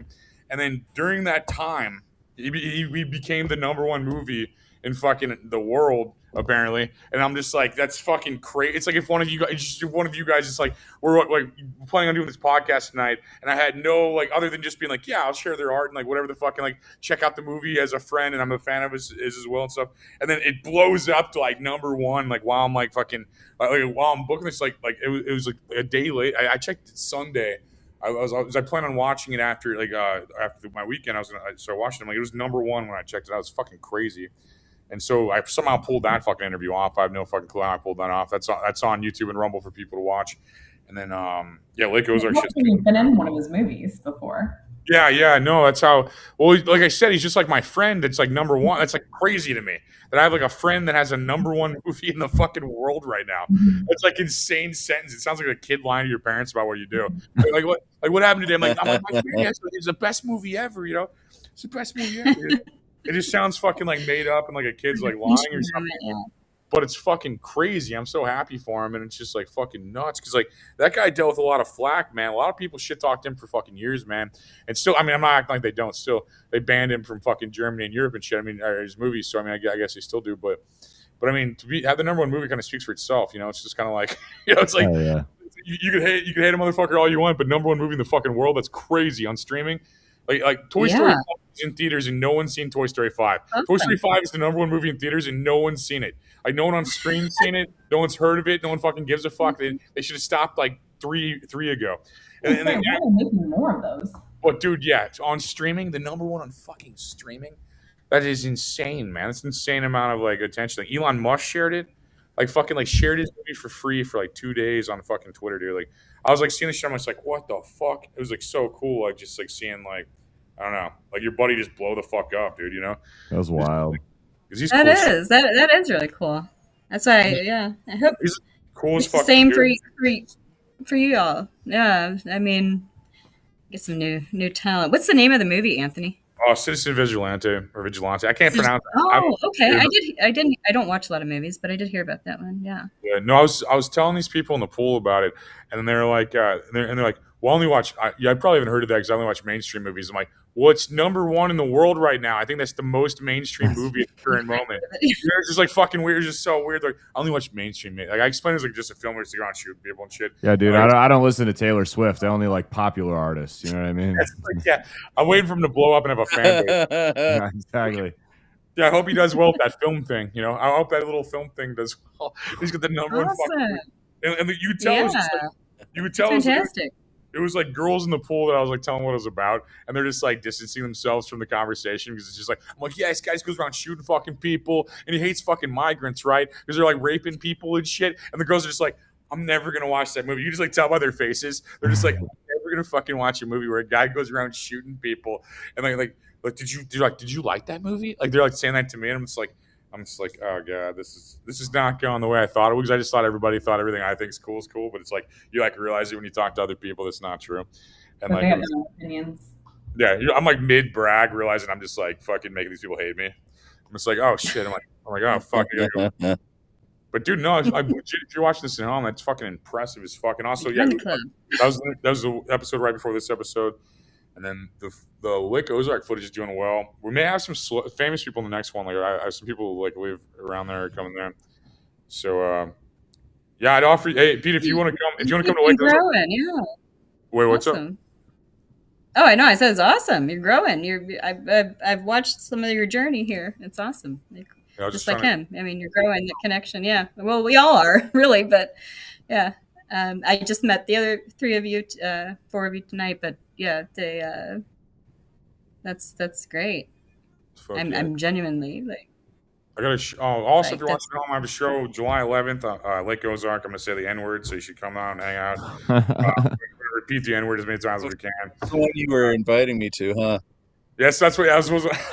I was saying if you want to have a similar situation, you just want to jump on a show out here, man. Like we cover the place out there and Dude. stuff. You can get to Lake Ozark in July or August. Yeah, cool. July 11th, I have like my biggest show I'm doing. But if there's another day, I would love to come out. You should give up on your career and then take this job that doesn't pay much at all. And you should just come out. You know, Yeah, right. Give up on your dreams. No, and just please. come out here and just. Just Hey, that's what go somebody back- told me once, and it made a big difference.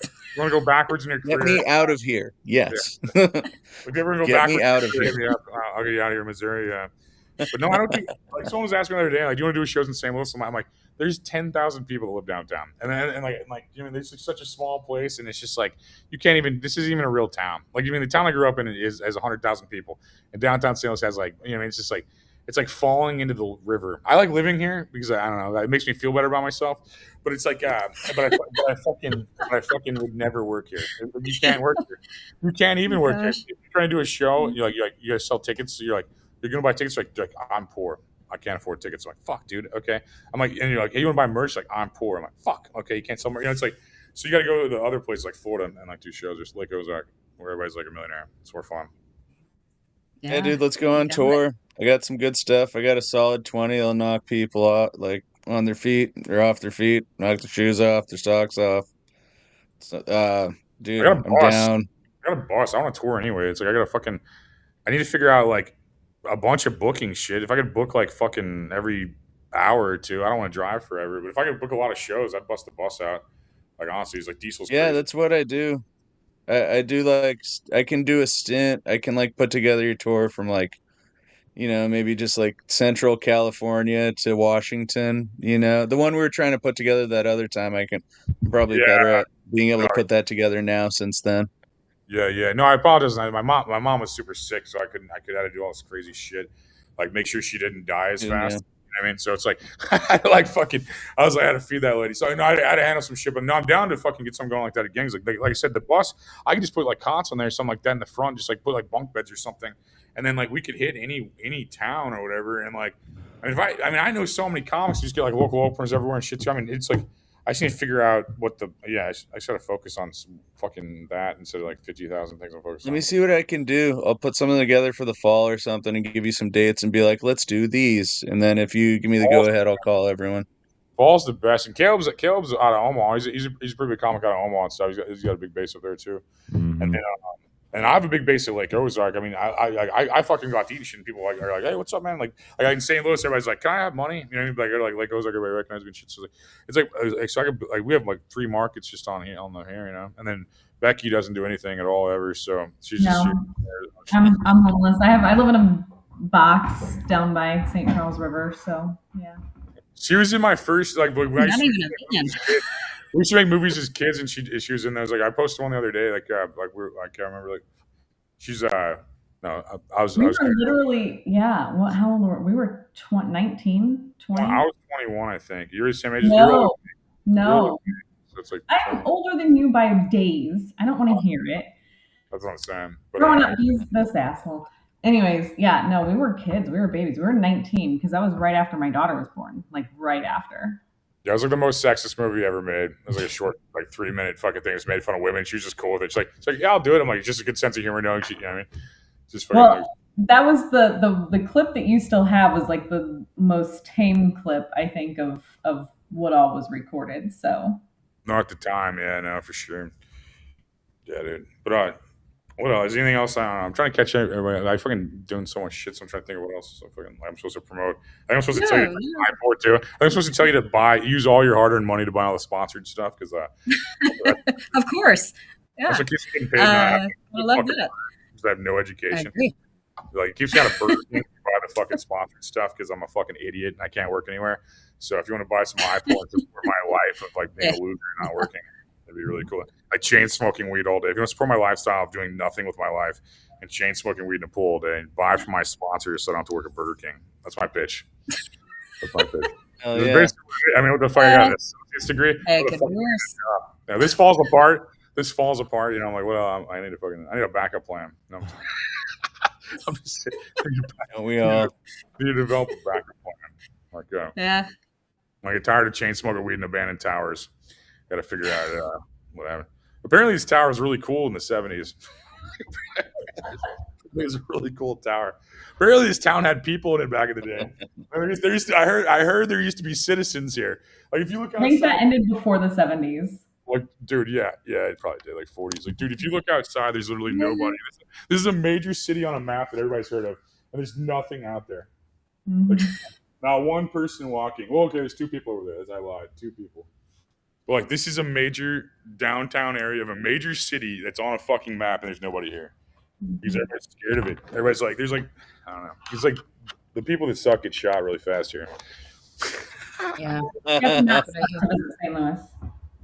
Yeah. Someone was like, we're getting drunk outside. Like last night, I was getting drunk outside, like on the 4th floor with some people, and then they're like, dude, I saw a motherfucker get shot right there. I'm just like, this is just fucking. I don't know, man. It's like I'd be bored somewhere else, probably. I mean, I need the action happening around me constantly.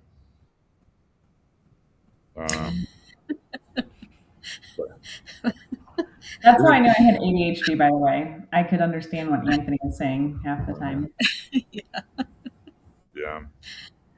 Yeah. Maybe that's why nobody's out, because they think maybe I'll get shot. I don't know. Point there. Dude, the best part's like bullying people out here because like they just like ask you for shit all the time, and they're not really that poor. I mean, they have cell phones, they have like they're fat. I mean, they're not really that poor. And like they was like, oh, can I have stuff? And I'm just like, I still have lecturing them. Like I'm just like, man, I still have like telling them what to do and shit. I'm like, man, you need to get your life together, bro. You know, it makes me feel better about myself. You know, I'm like, because like if I'm giving advice, I just feel bad for the other party. You know, it's like holy shit. Like he's like. They like always ask for money. Like I don't know, it's like weird. I hope they all die. $1.62 for bus fare. Like we should just feed the homeless to the hungry and like solve the problems. You know, solve all the world's problems at once. You know, it's like organize the homeless and feed them to the hungry. and like sell the kidneys and stuff, and then make hot dogs and all the rest of them, whatever the fuck people eat. I don't know. Just feed them to the public. I'm probably just giving rich people ideas I shouldn't be doing. I probably shouldn't. Yeah, sounds like it. The ruling class is like, wait, what was that? That's a good idea. Wait a minute, we've already done that. And they're like, we've been doing that. No shit. They're like Larry Rice. Do you guys know who Larry Rice is? Okay, too. Yeah, I remember Larry Rice. Remember, my background was in college in theology, so The Pete Kill are not familiar, but so Larry I'm Rice. very familiar. I've heard his name. Yeah, he was like this reverend that would like seem like a good guy. Like people think he's like, I don't know. My opinion is he organ harvest for sure, because he was like come on down, homeless people sleep here, and then he's like the homeless problem's going away, and I'm like that's kind of crazy, It's like I'm like that guy probably organ harvest for sure, because that's what I think about every time they ask me for money. They're like, hey, can I have $1? I'm just like, dude, you got like fucking. I don't. He didn't strike me as an organ harvester. Not personally, but he always uses yeah, the crazy but you never know. Yeah. Like he never was like, pulled it out himself. But I feel like, I feel like he was trying to do some good when I heard about him. When I saw his stuff, he had some satellite location out. I think it was in Missouri. I forget the name of the town. If you're a demon, what where he had like a whole camp to teach people like how to basically be self-sufficient. So, I mean, maybe Yeah, you take people off the grid; they're easier to harvest organs from. Yeah, you know what? That might have been why. The older I get, the more I thought that. Like when I was a kid, I'm just like, this guy's like doing stuff, and like when I watched it back, I'm like, what the fuck? Like I'm like, yeah, I hear his plan. I'm just like, that's like enabling as fuck. Like the plan's like enabling. It's not. He's like, I feed these motherfuckers. I give them like fucking money and shit. I give them food and shit. I'm like, I feed half these motherfuckers on the ground out there, and then and the other half I make fun of, and then like, but they're just like fucking like literally like. I'm just like, what do? You just like fucking. There's no way you feed them, you enable them. They come to you. They tell me like, I'll be outside smoking weed with people I don't even know are homeless. Like I'll just be outside at a park like smoking weed with people, and I find out during the conversation that they're homeless. And I'm just like, so what? I'm like, what?